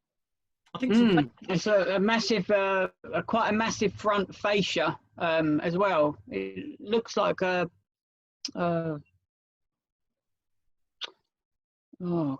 think Georgian. It's like a Georgian style. You know those big manor houses, the big facing manor houses. Yeah, it's similar to that. It was white. I don't know what colour it is now. Half the plaster's probably external masonry's probably come off. So by now, even it was in an awful state when I went there in 2008. But in some of those pictures that on the 2018 link that I've just sent through everybody, the roof is coming in a few of the photos. So it's possibly a bit unsafe to actually venture there now, personally. Yeah, I would say be very careful if you do decide to. You know, you've got to be worried that, you know, it's probably not going to be very safe. You know, if these places were designed for people to visit them, ultimately they would put on tours, wouldn't they? However, that's not entirely true, because not everything, I mean, there's so many interesting things in the world that, you know, you could have tours for, I suppose you could say. So yeah, you're not going to maybe see a tour at Eastleigh Hospital. It's not for everybody, is it? But I do think it's important. I think we should not cover up history. I think we should also talk about it and explain to our next generations about it. You know, it was a key thing, wasn't it, in society at that time? Eastleigh Hospital was a big thing. You can say that about the pubs as well, though, Graham, can't you? How many times do we talk about amongst our friends and families about pubs? You know, about how many just in Dover alone there was at one stage in time, and now we've still got a few, haven't we? Exactly. Not as many. Didn't we used to have like almost? I mean, we did. We've had this conversation before with regard to Dover's pubs. Dover was famous for 365 pubs. Yeah. That was during the war. Striking, isn't it? Well, yeah, exactly. And it was, you know, from post-war onwards, they just died out. So it's pretty sad. I don't think we probably really need 365 pubs. No, yeah. Actually, yeah, why not? of a pint of beer now. You're going to Unless every... they're 365 Weatherspoons, then that's different, people. Yeah, but the benefit of having 365 pubs, Graham, on that number specifically, is that you can go into a pub every single day of the year. Yeah, yo. Yo, dude. Yeah, well, basically, I think in Tower Hamlets they had 5. I think there was 5 pubs or something. Yeah. There was, well, hang on, 1, 2, 3, 4. Yes, I think there was 5 pubs originally in Tower Hamlets ward itself. Really? 5. Yeah, you had one on the. Do you know where the corner shop is? Up the as you're coming up Tower Hamlets Hill. Yeah. And then you've got just before the crossing. Yeah. Yeah. There's a little corner shop. Yeah. Well, straight opposite that corner shop, on that corner, there used to be a pub there. That was a pub, and that went years ago. I think probably before I was born. Then you had the public house, which is I don't know if it's West Street. There used to be a baker's on the corner. Is that West Street? It's near Tower Hamlet Street.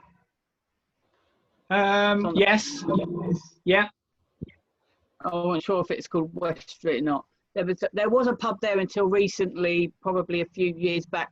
I don't think that's there anymore. And then I think the only pub you've got remaining now is actually up Tower Hamlet Street, isn't it? Yeah. On the right, if you're going away from the beginning of Tower Hamlets, from the one-way circuit. It's on the right.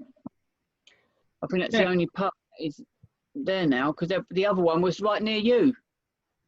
The Edward. And that Edward, I think, stopped functioning about 4 years ago, 4 or 5 years ago. Wasn't that long ago, was it? No. Yeah, I mean, actually, that's a shop now. For those of you that don't know, well, many of you do know. The thing is, that pub was a really popular pub. The Edward. Yeah. Quite shocked that actually did close down. It was freehold as well, wasn't it? It wasn't a brewery pub. So maybe the landlord passed and no family member wanted to take it on, so it was sold. Yeah, I think so. I mean, that's the thing, isn't it? That's what happens, isn't it? You know, I suppose with the economy as well, everything gets really difficult for these pubs, don't they? You know, that financially, and it's not as easy as it used to be. Well, I think one day it was 70 odd pence a pint, wasn't it? Or it's probably less than that. Or was that the fuel? Oh, that's 70 odd pence a litre, 75 pence a litre. I do remember that, 75p a litre. That's going back.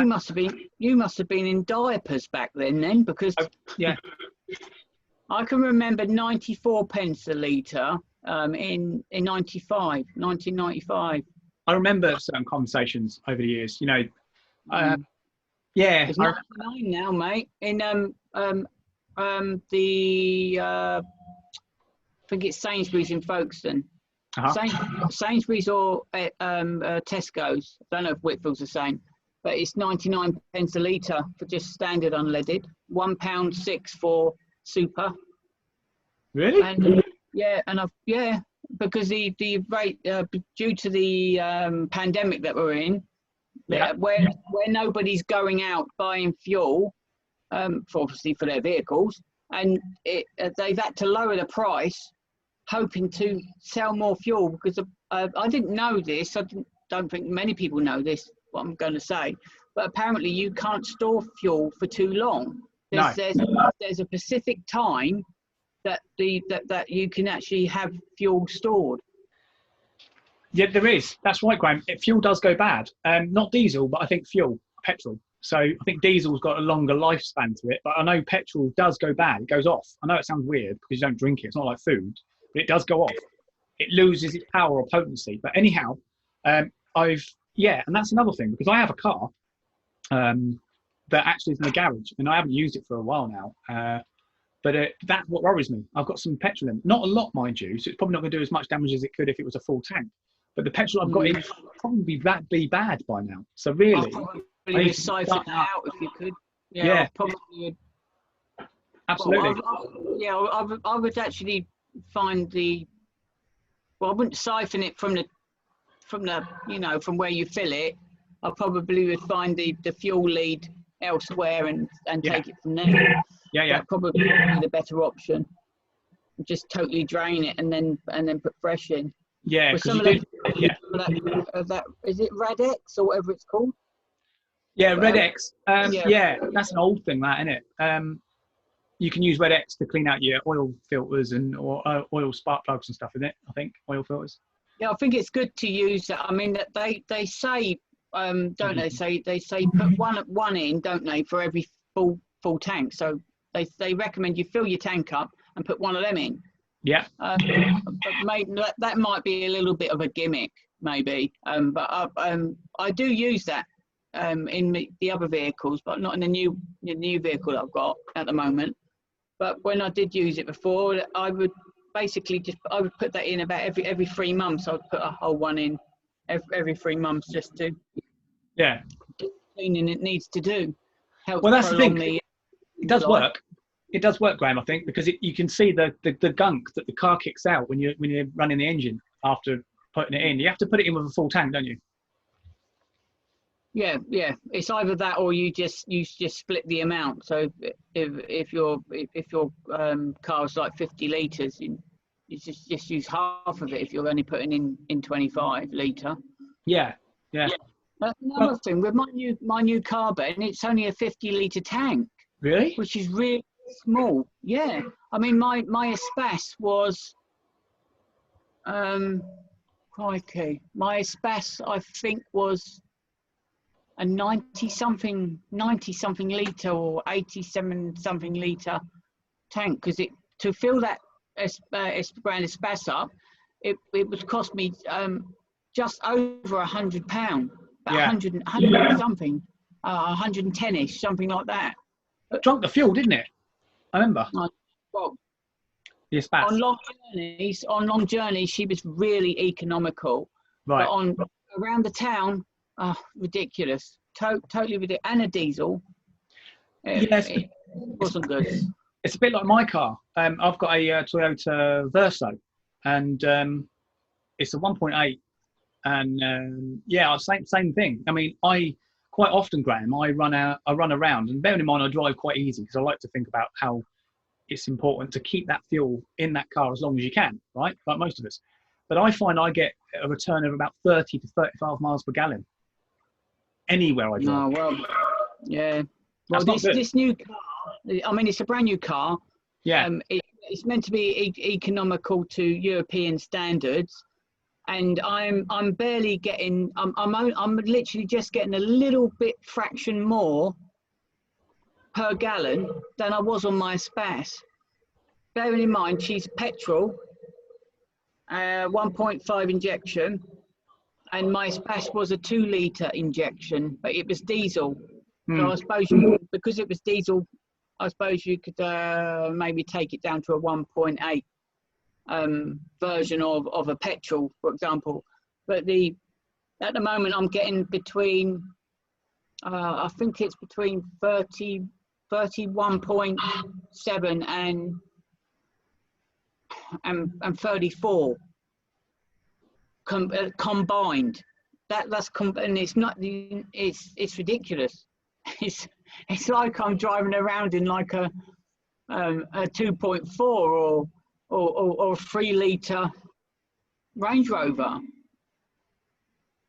I mean, she does look a bit like a Range Rover want to be. Yeah. But not quite. Yeah. I mean, it's weird, isn't it? How different cars work, in the sense of what they can return. Andrew says about the petrol, he says it should last roughly around 6 months if it's not being used.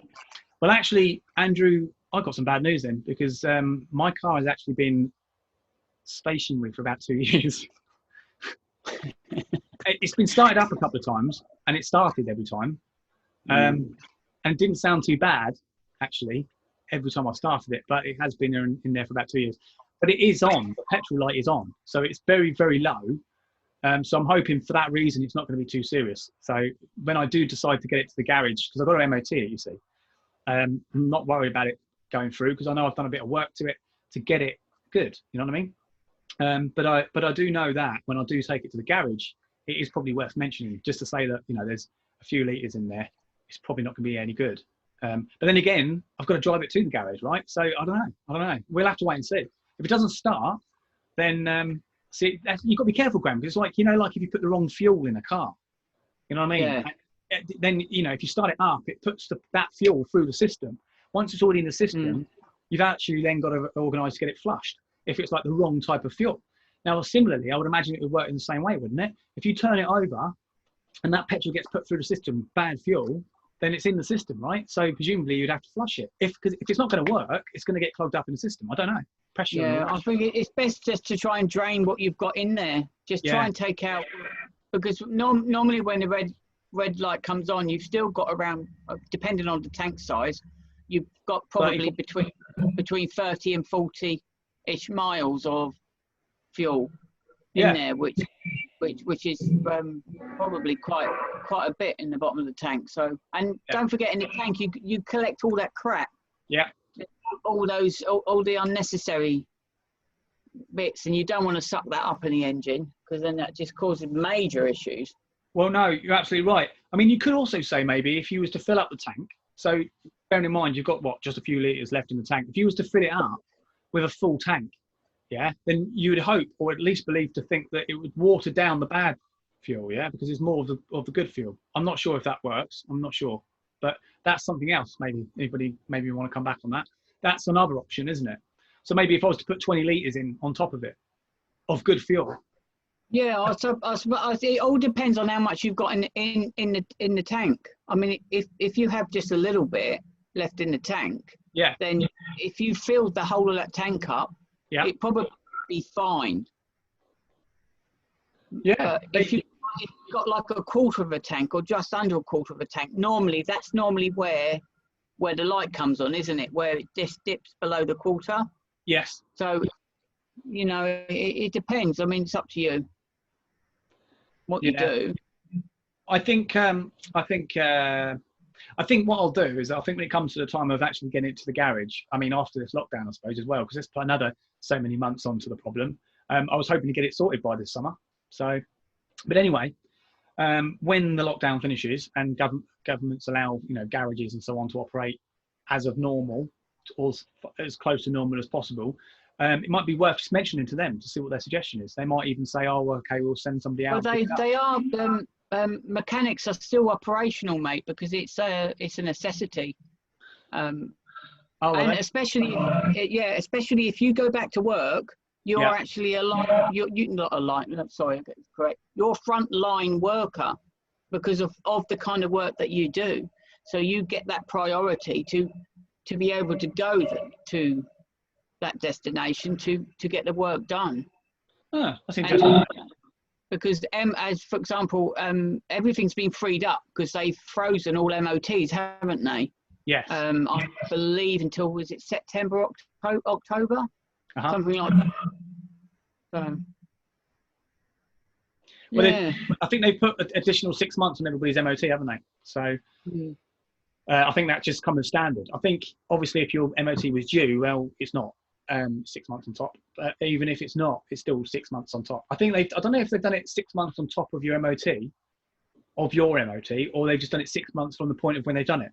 I think they would have done it on top of your MOT, because nobody can be sure about when this lockdown is going to end, are they? So I think they just put additionally 6 months on top of everyone's MOT. So if you've got 4 months left to your MOT, then you've got an extra 6 months on top of. Yeah, I think that's how they've done it. Same with the micro is due on I think it's the beginning of July, 3rd or 4th of July. The micro is. I think mine was due. Around July, actually. Yeah, I have to check that. Anyway, so that's put the world to rights, and that's certainly an interesting topic or two, isn't it? Petrol. Talking about petrol. See, this is the thing, guys. Community and all that. You know, you can talk about anything. We said this before. You know, how do we even get onto the subject of petrol? Who started that? Is it you? Is it me? I started talking about. It must have been you, because I went on to discuss about the price of fuel, wasn't it? At 99p at Tesco's or what was it? I said Sainsbury's, Folkestone. Yeah. Yeah. Yeah. Interesting. Yeah, and then I mentioned about the pandemic, blah blah blah, and we're here at this point in question now. Yeah, we are. So what do we got? We've got nice to see you, Graham Lane. Graham Lane has joined the chat. Am I? How about you, Graham? Well, I've shared it, but the phone's not actually operational, so how's that possible? I'll put some likes up. There you go. I don't think it is possible. Dun dun dun. Is that Ivor Tiger? What? That song, the theme tune you're playing. Is it Eye the Tiger? No. Not sure. No, I don't know. I think it's just a slight deviation, wasn't it, from it, I suppose. These sounds that we got playing are actually sounds that have been allowed to be used. They're not copyrighted, believe it or not. So I thought, well, I'll give them a go. You know, you never know. You've got to be very careful these days. You know, it's very important stuff.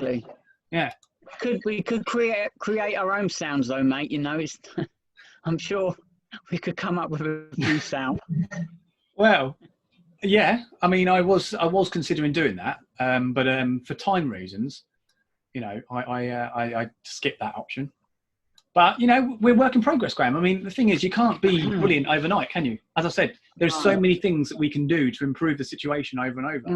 You know, it's been 3 weeks since our last stream, and I think we've come a long way since then, haven't we? We're still learning, still got a few bits to do. But we're getting there, aren't we? Hey, it's coming together. I just can't wait for the moment when we actually have a proper studio. I know we're probably looking at a few years down the line, but maybe not. You don't know. It could be a few months.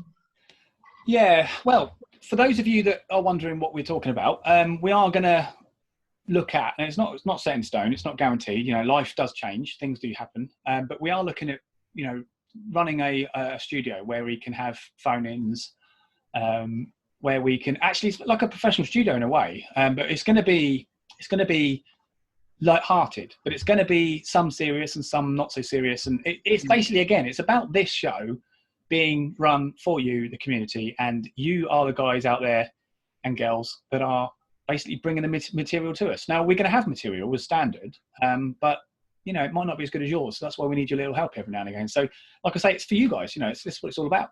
But Graham is full of good knowledge, and I think when the two of us get together, Graham, isn't it? When the two of us get together, we are actually quite powerful. You know, we nearly built a rocket once, didn't we, mate? Yes, we did, didn't we? Yeah, paper mache. Was good though. Did we? Yeah, we did. I think we did. Anyway, this is what I'm saying. You can do anything. One mind is great, but two is even greater. You can do a lot with two minds, and it doesn't matter what it is. Anyway, I have a question. Do we know who's winning the cricket match behind you? But there's certainly social distancing, mate, isn't they? Yes. They haven't moved a lot since the last time we screened this, I suppose. I don't know. I mean, maybe they're rubbing their balls or something. Do you reckon? Oh yeah, it's past 9 o'clock, isn't it? Well, maybe. How very true, Graham. Well, that's the thing. They do that a lot, don't they? These cricketers in a game, don't they? They rub on their is it rub their tops or rub their leg? They do, don't they? And I don't know. I think it adds spin to the not spin. It adds something to the ball, doesn't it? The feel, or I don't know. Somebody that might know a bit more about cricket might be able to help me out on this one. But they do that. Is it to give it more speed, less friction, or I don't know what it does. I mean, there has to be a reason for it. It's like an apple, isn't it? Is it the same context as shining an apple? I mean, it doesn't taste any different, does it? If you shine an apple, if you eat an apple without shining it, it's going to be no different to doing it when you shine it, is it? What's the reason why? I don't know. Maybe I can only think that why people like shine apples are maybe it softens the area you're going to sink your teeth in. So, right, maybe. So therefore, you're probably right with the idea of them like having a good old rub on their balls. So it sort of causes a smooth surface, so it skims through the air at a faster pace, or smoother and for a longer distance in a straight line. Right. I don't know if anyone else knows the reason why. We could Google it, but we would like to give you all a chance.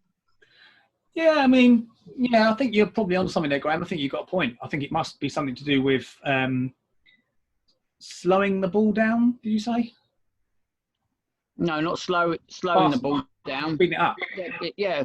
Well, either speeding it up or aiding it to be able to travel straighter for longer.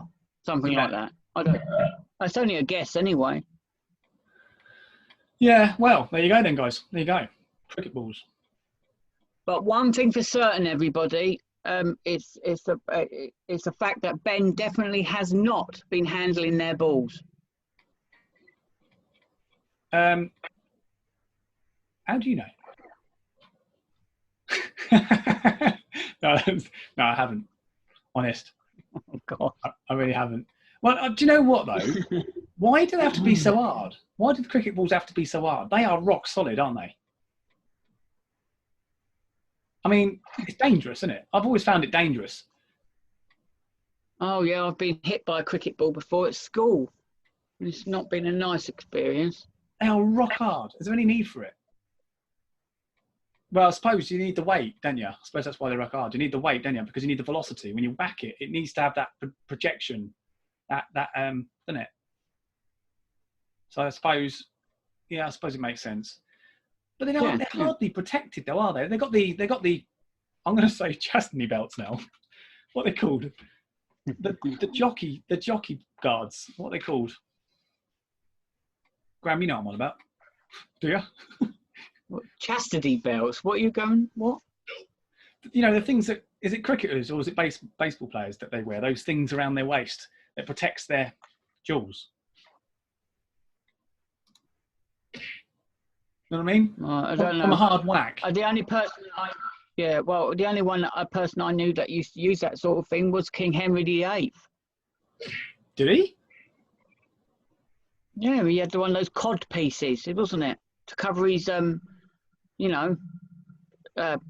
private area from being walloped. And to make him, but in fights and that, when he was on like the warpath, and also it sort of enhances that area, so it's like, hey, I'm a big boy, guys. You know what I mean? I'm bigger than you. Thing crap. Anyway, getting back to like Henry VIII and that, that's the equipment the warriors back in them days actually wore. You know, it was meshes and meshes of like steel, wasn't it? Just like, can you imagine wearing that for like 12 hours, 15 hours? You know, my God. Well, also, just to add to that, back in the day, not that I remember it, and neither do my parents, or even their grandparents, or their grandparents, or the parents before theirs. I'm going all dark in here. But anyway, the times of the God, get it out, lad, get it out. The times of the medieval. Okay, that's what I was going to say. The medieval times. Those times, that era, yeah, they used to have, like you say, the armour, but they used to have like weapons, didn't they? The swords. And the swords, from what I understand, were extraordinarily heavy, to the point that actually you'd have to be an athlete to use it. Now, you know, if you remember, like, you know what I mean? So back in the day, when they say about warriors being swordsmen and so on and so forth, they really were warriors, because they had to have the upper body strength to lift this sword, let alone swing it.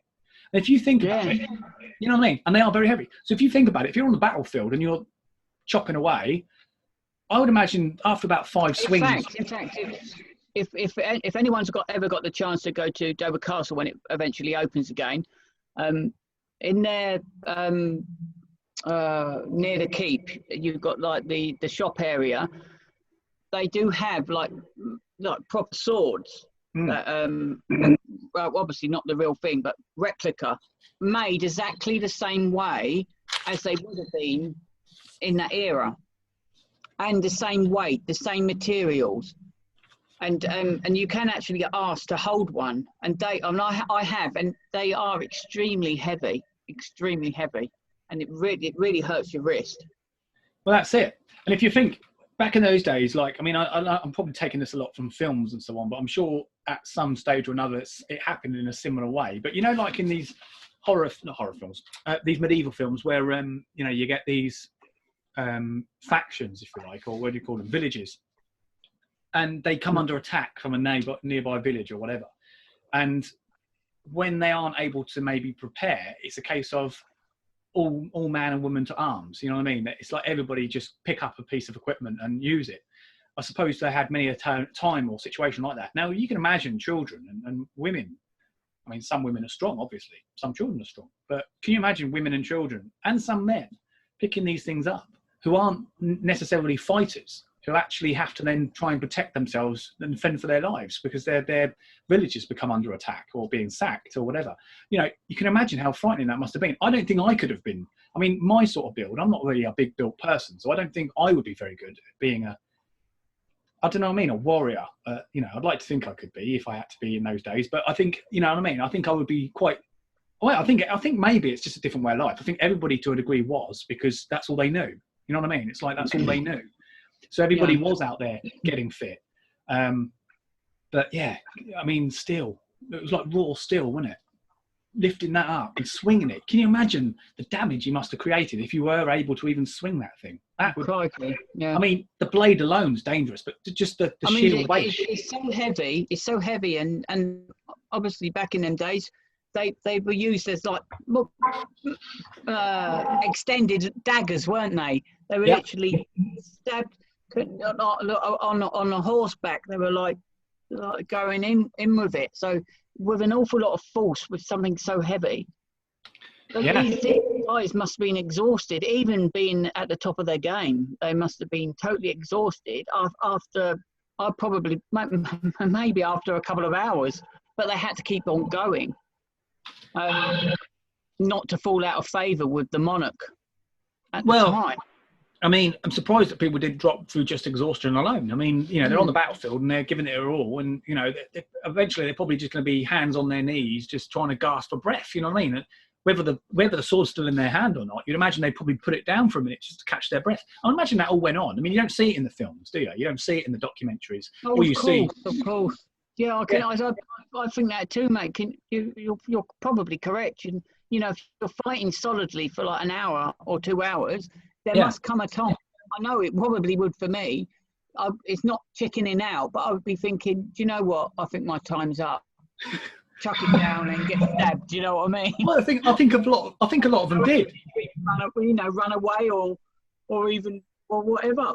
Well, can you imagine? Bearing in mind they didn't have cars in them days, did they? They had horse. You know, and some of them probably didn't even have that. Sometimes I would imagine some of them had to have walked along with the horse because they've gone with somebody who has the money for a horse. You know. Anyway, so let's just example this for a minute, right? So you're walking to the battlefield, right? You've been given your coordinates. Well, they didn't have Google Maps back then, did they? So let's just say they knew about north, south, east, and west. So they're heading north, all right, and they've got an idea. They think they're going to be at the battlefield within 3 days, right? They're meeting their enemy. Now, I'm assuming, I don't know how they do this, right? They pick the phone up and say, right, I'm going to meet you in 3 days here.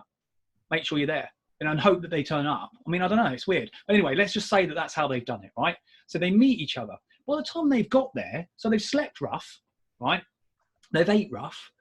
They're probably pooing rough. My apologies, it is past 9 o'clock. You know, they are probably not feeling the best of strength, right? Now, bear in mind, they've been wet on, so let's just say it's been raining, right? They're not feeling great. Their clothes could do a wash.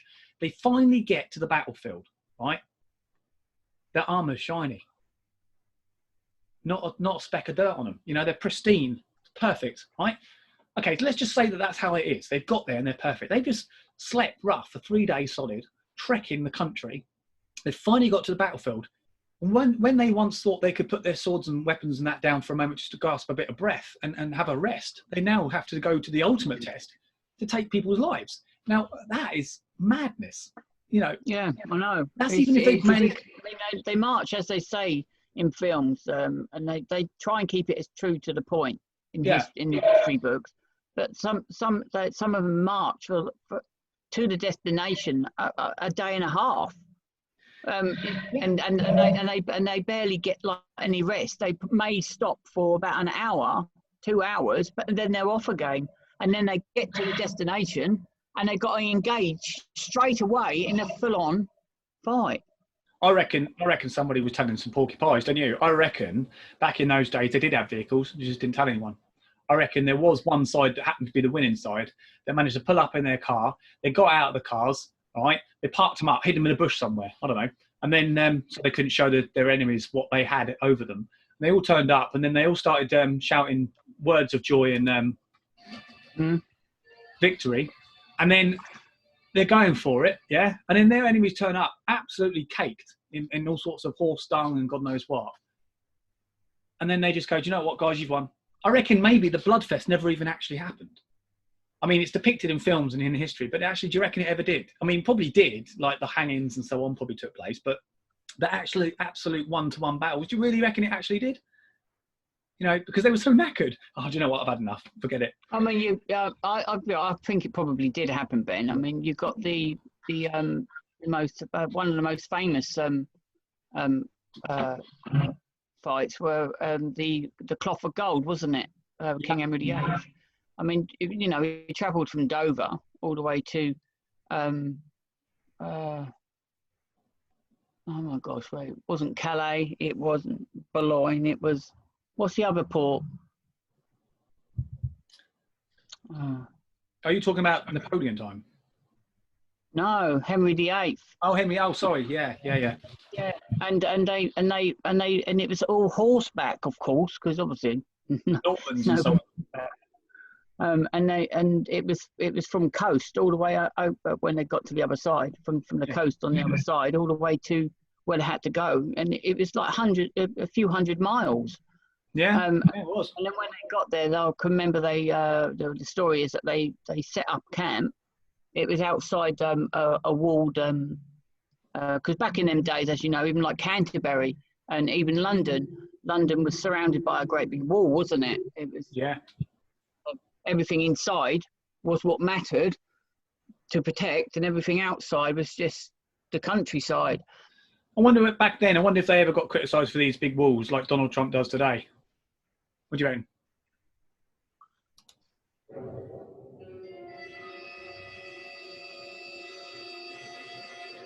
That's an interesting one, isn't it?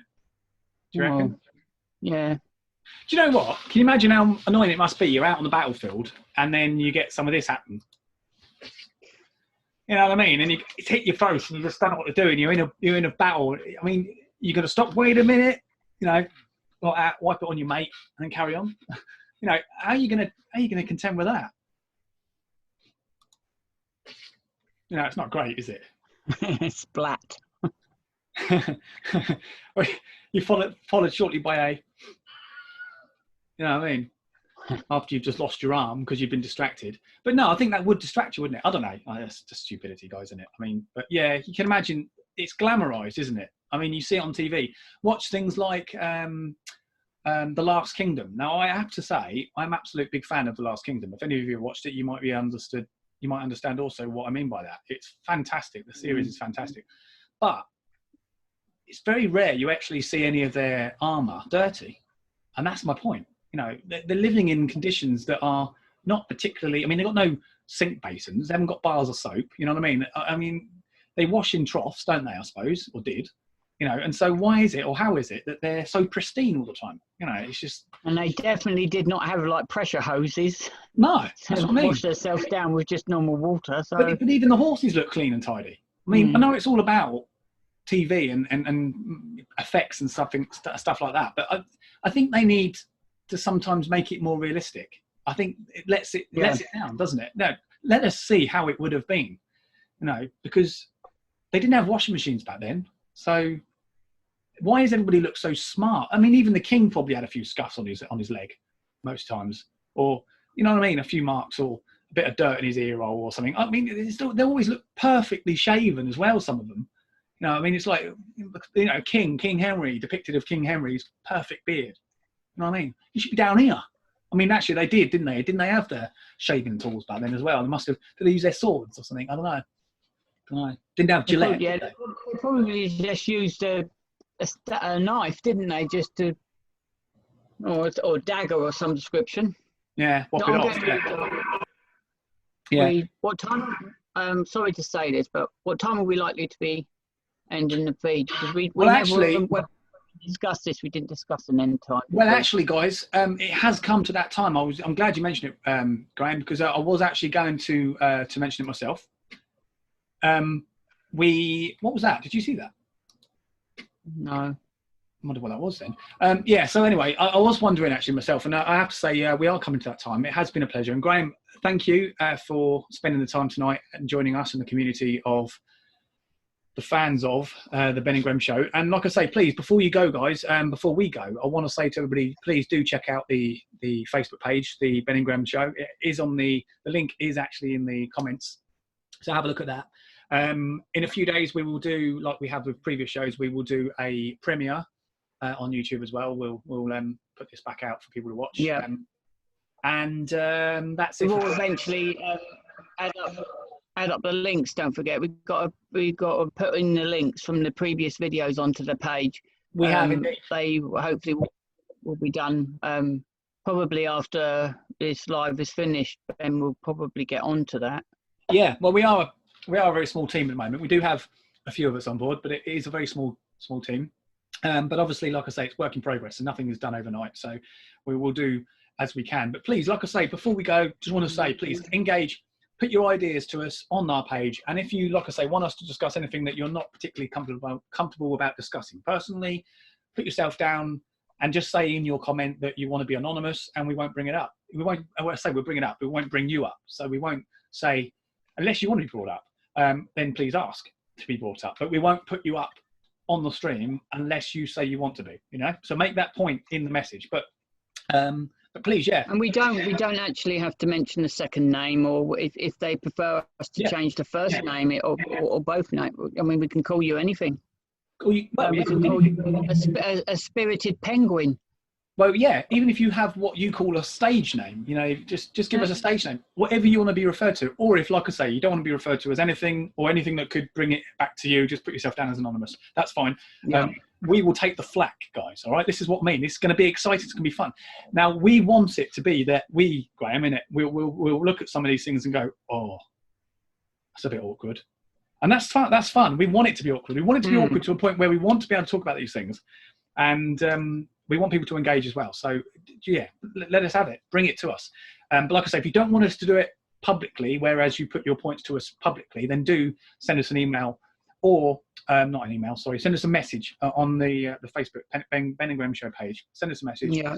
And one of us will get back to you. It'll be either Graham or myself or one of the other guys in the team. We are expanding. Exactly. Yeah, we do exactly what Ben's just said. It'd be a great help for us. And as you know, we'll be going live every Sunday evening between the hours of 6 or 7 o'clock in the evening. It may change from time to time, depending on what each of us are doing privately. With regards to the comments that you put up and questions or topics you want us to bring up, if you can basically place those in a few days before we're due to go live, it gives us enough time to be able to research and spend some quality time on it, and you know, give you guys something interesting to have back.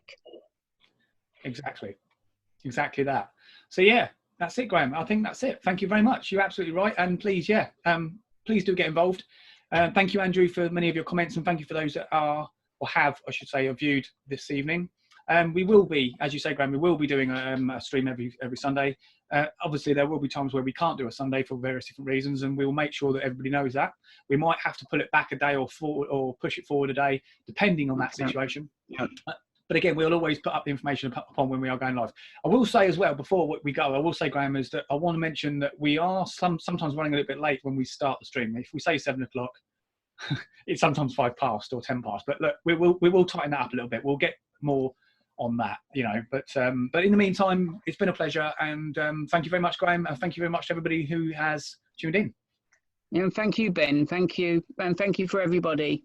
It's been appreciated that you've taken the time to join us. Thank you. Indeed.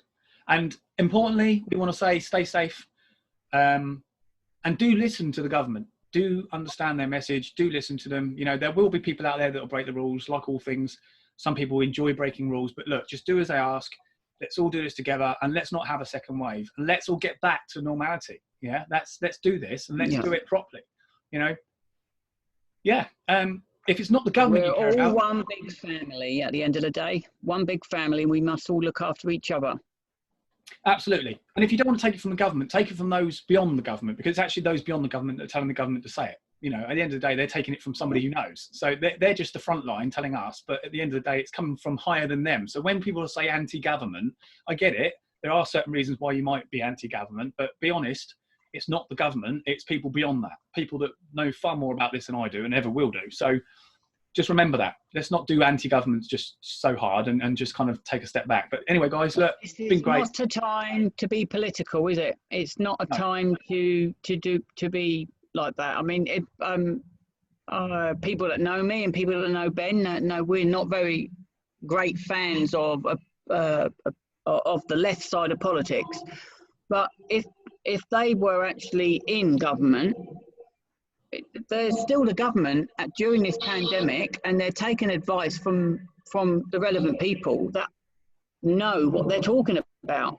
Yeah. So it doesn't matter what government's in power during the pandemic, it's all going to be similar output. Absolutely, Graham. Absolutely. Because it's not the government, as you said, it's not the government, whether it be any government, who's actually controlling the situation, because they are like us. We're all sort of like new to this. It's something that none of us are completely aware of or in control of. It's a beast, you know, that's been unraveled, and we have to contain it. So at the end of the day, let's be a little bit less critical on some of the politicians. But I know there are people out there like Piers Morgan, which I have a lot of respect for, a lot of time for, and I think certain issues he is pressing on, I think, are necessary. I mean, he has his way of pushing the subject, but I do think we need that. We do need scrutiny. I agree. We do need that scrutiny. But I think scrutiny comes with ways of doing things better, and it should never be considered destructive, but constructively, always. You know, and so I think when people get a bit upset with the likes of Piers, I think people need to realise what angle he's coming from. I think people sometimes don't like criticism, and that's just the way of today, isn't it? People do not like criticism. Whether they're right or wrong, they don't want it. They just shut it down, and they'll do that in any which way they can to win the argument. So, no, credit to Piers. We need people like Piers in society, and I'm pretty sure he will keep his job. He better blooming well do it. Oh yes, there's a petition, isn't it, above 50,000 so far, and it hasn't been going very long. But then again, straight away, it's a certain bunch of people that don't understand. Well, I would go as far as saying maybe, Graham, you're right, but I would say that they do understand, they just choose not to. And I've always believed this. You know, everybody from one to the other, whether you believe in the left side of politics or the right side of politics, we're all equally intelligent enough to understand. It's a matter of not wanting to, or not believing to understand. It's like, well, if you don't agree with it, you're just going to not go with it. And so you're going to back your argument. And, you know, it's sometimes people just shut off, don't they?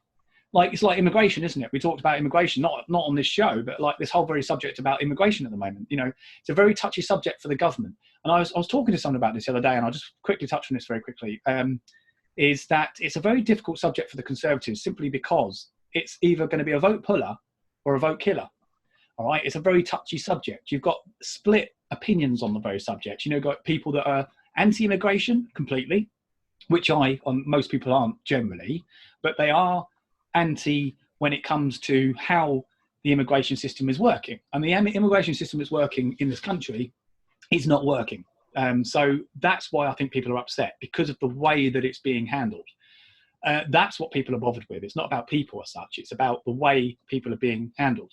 And, you know, it's got to be a level of equality in the way that they're being handled. And I think that's where, again, people are very upset necessarily by the fact is of the way that people are being handled in that situation. You know, in this country, you know, we are very. People have always said we're a bit of a soft touch, but it's okay being a soft touch, but you've got to be realistic with it. You know, you can't, you know, give the hands to one and not to another. You know, we all have to work hard to get where we need to be, and when we do know ultimately that, you know, people when they travel to the UK because they're seeking away from the likes of war and persecution, the first safest country under the Dublin III would be Italy, first European country they come to.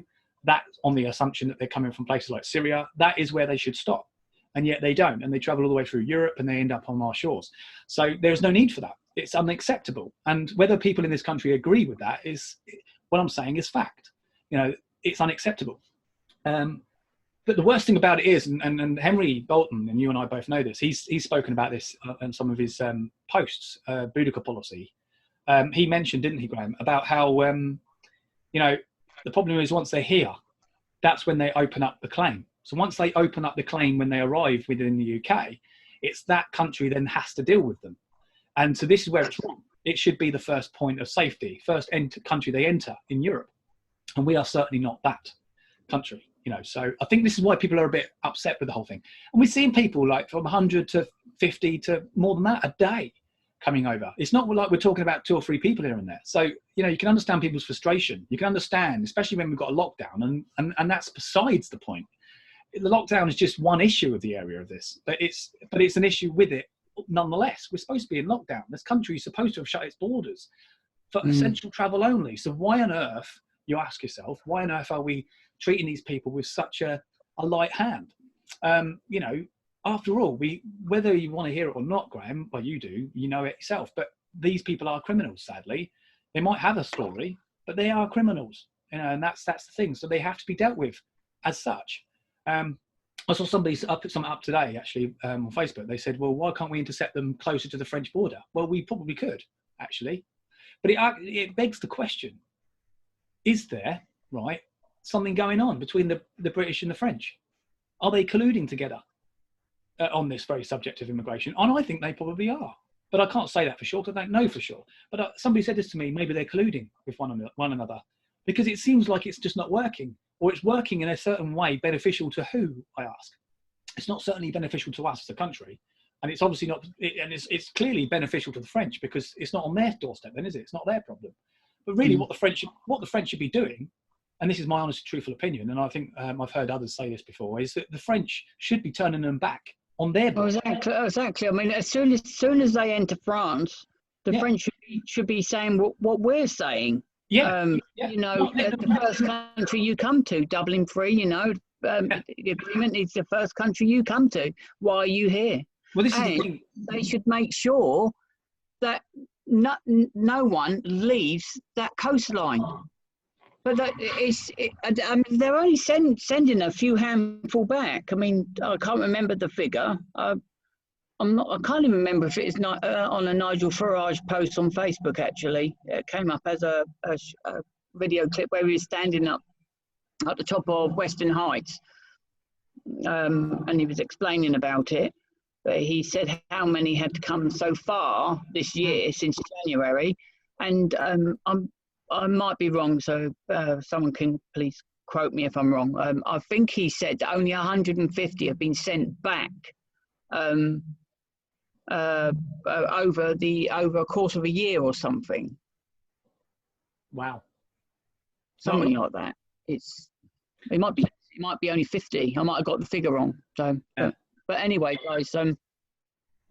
Well, this is the thing, because this is the problem. Why, and like, you know, it's been said that that's why we need to consider leaving the Dublin III agreement, which has been in place for many, many years. Because the truth is, when they get here, as we understand it, is that once they open up their case and their paperwork is to be then documented, the country here, UK, has to then establish where they've come from. But it's very difficult when they come with no papers.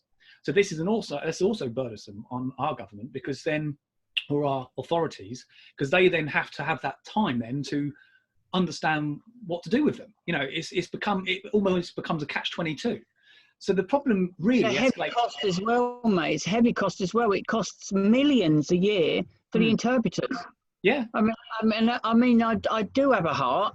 Yeah. And some of these individuals do need to sadly have to make the decision that they've got to make. But a majority, and a major majority of these individuals that come over are economic migrants. They are not refugees. Mm-hmm. Well, yeah, I mean, it's pretty annoying really that we're in this situation, but it's been going for years. And I think, Graham, it's always been there, hasn't it? It's always been a problem. I think really maybe, I don't know. I think somebody once said to me, they said, well, when we leave the European Union, when it becomes official news, then there'll be a big wave of people coming over, because it'll be like their opportunity, because they'll feel that, well, they've got to do it now, otherwise they're never going to get the opportunity. Things will potentially change, and that'll be the end of it. Well, obviously it depends on how we leave the European Union. We know we're leaving, and we have left in the sense of the word, but we haven't physically left everything when it comes to legislation upon legislation. We are still entwined in EU law. So until we leave things like the Dublin Three and various trade issues that we've got at the moment, maybe that need improving, until we leave these areas of I would say manipulation, because I do feel it's manipulation, because it's governing our country. Once we leave this governing control, we can put our own control in place, which suits us. You know what I mean? Henry was talking about the distance around the British Isles upon what is considered to be the straits of the British Isles and our fishing territory, and how far our fishing territory extends to, and what allowances we have as a nation in those areas. And of course, once you get to a certain point, some of that ability to do certain things change. So as much as it's still our territory, we can't do certain things within that particular area of territory, and then it's outside of our territory. So, you know, again, that's all as current. But again, we could then, once we get our waters back, we could actually then start taking a stance. You know, we could leave.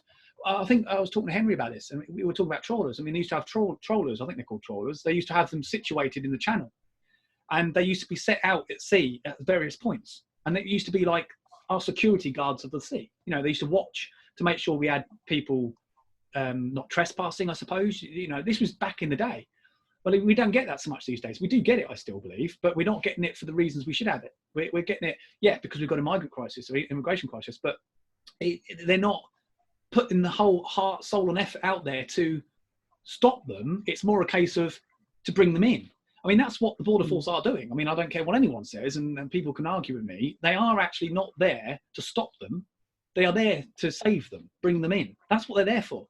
Because they've got to be stopped somehow. They can't just come in and just walk along and do what they want to do. They have to be intercepted. So that's their instruction from the government, is to intercept them, bring them in. They have to, which is madness, which is why we've got to change the narrative, and we've got to stop it at the cause. But, you know, you have to, like I say, you have to give, I think it's fair to say, you have to give some position to the government of kindness when it comes to, well, actually, it's something that this government, not just this government, but governments of the past have been entwined into. And it's about time this government, or any government now, changes it, because it's now become a problem that we cannot fix.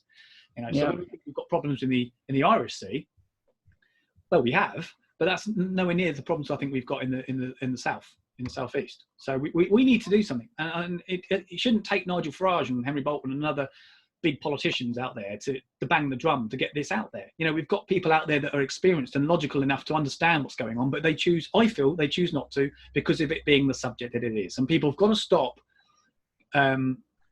making excuses for this problem. They've got to start, waking up to this fact now. I remember, and you do too, Graham, when we were part of the United Kingdom Independence Party, when we started, it was a problem then. It's always been a problem. But it's never. But of course, Nigel at that time, he had to try and get the message out, didn't he? And it was all about him being called various different things, fruitcake, all that rubbish. Then, of course, he got through that. The country woke up a little bit, and I think they went, well, actually, yeah, this man's got a point. And now he's respected highly, because I think people have dropped that suppressive feeling that was put on them to make them feel bad for agreeing almost with these people, and it was allowing them more to feel comfortable with having that freedom of speech, which UKIP, I thought, brought back to a certain degree. They brought back the ability for people to be able to think for themselves, and I think that still sticks today. I think people are braver, people will say things they need to say, and I think that needs to be protected. It's about rights, isn't it? And your common rights and civil rights, and so people do need to have that voice, and it should be protected.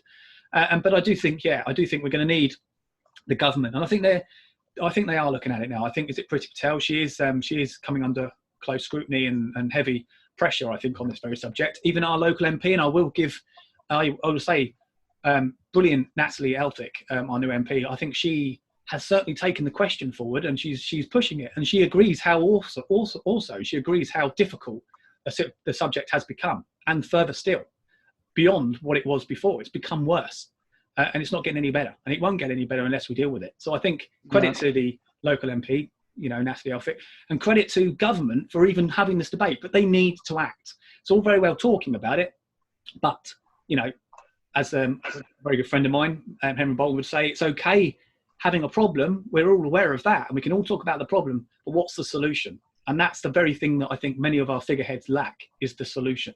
They're all good at talking about it and banging the drum, but it's having that solution and fixing the problem once and for all. We never have that. It's like the NHS, isn't it? Yeah, I agree with that totally, but what you've said, but the government, or whatever government's in power, their decision making is, as you said earlier on in the conversation, is about votes. Exactly. So they work their decision on this topic of immigration around their vote pulling, and this is the issue, really. And the fact is, we need to keep the British Isles safe and healthy, especially in this moment in time with this pandemic.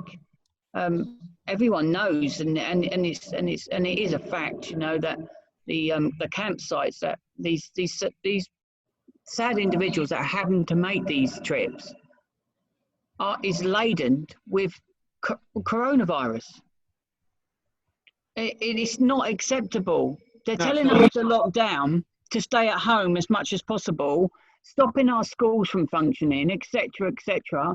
Weatherspoons, everything shut down, and they're just allowing waves, and it is waves of people, because we are talking 150, 100, 150 a day coming over. It's and probably a high percentage of them, or roundabouts, have the virus, and they say one person is likely to end up affecting 10. So if you've got like 80 individuals, and 40 or 50 of them have the virus, what it's going to add to it, and the authorities that they come into contact with. It's just not acceptable. No. And of course, that's the thing. It's all very well saying social distancing, but these people are coming in contact. The authorities are coming in contact with the migrants themselves. And of course, they potentially could be carrying from them, carrying it themselves. Home. Yeah. Well, exactly that. And then it spreads to family or whatever. Especially now we're under the understanding that we can visit family at least, or say visit family, but we can, can't we? It's come to a point now where we can start visiting friends and family, but not in crowds, all right? But, when we know that there are so many different agencies now working on the immigration front, you've got, not specifically, but you've got like the RNLI, Coast Guard and whatever, you've got the Border Force. They're all different groups or organisations, and they're all doing their own thing. And it's like, Henry is right in saying that, it all needs to be confined into one consolidated organisation to deal with this problem. Now, the other issue you could say here is that, you've got coronavirus, you've got a lockdown and everything else, you've got people trying to social distance and so on. But if you've got all these different organisations trying to do one thing, then it's messy. Not only is it messy, and we know that, but it's potentially risky as well. So how many people, and I would hate to actually ask this question to a politician, because it would be a very difficult question to answer, but how many people have actually contracted the virus of coronavirus through physically being in contact with those migrants on our channel? I would... Mate, we will never know. No, of course we will never, because even if they knew the answer, they would not give you it. Of course they wouldn't. But this is my point, Graham. We're in lockdown, but how do we not know that all the work we're doing, us as male and female, and families and friends and so on and so forth, work colleagues, how do we know that all the while we're doing what we're doing and doing things right, that they're not making the problem worse? We don't know that, and we will never know that. And you're absolutely right, Graham. We know that. We know that because of for various reasons, whether it's political or otherwise. It will always be a subject I think we will never get to the bottom of, sadly. But I do hope that one day will come where something will happen. You know, it's a bit like the referendum, isn't it? No one ever thought we'd leave the European Union. We had a referendum. No. It happened. And it needed huge amounts of enthusiasm and persuasion to get us to that stage. And I'm glad to say that the Remainers now have realised, haven't they, that, you know, their argument was weightless, and of course they've lost the battle, and they've accepted defeat. Well, not all of them, but some of them, most of them. And they realise, actually, oh yeah, after all, we are able to govern our country, and it's great. They've accepted it, which is really good. But it's like the immigration subject. We just need to get people on board. You know, we've got to realise that we can't live.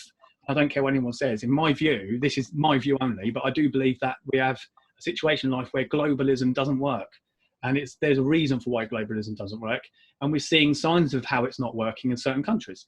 And it's not working because it's not worked in Europe, because otherwise we wouldn't have had a pandemic potentially that spread across the whole entire world if we didn't have a Schengen agreement.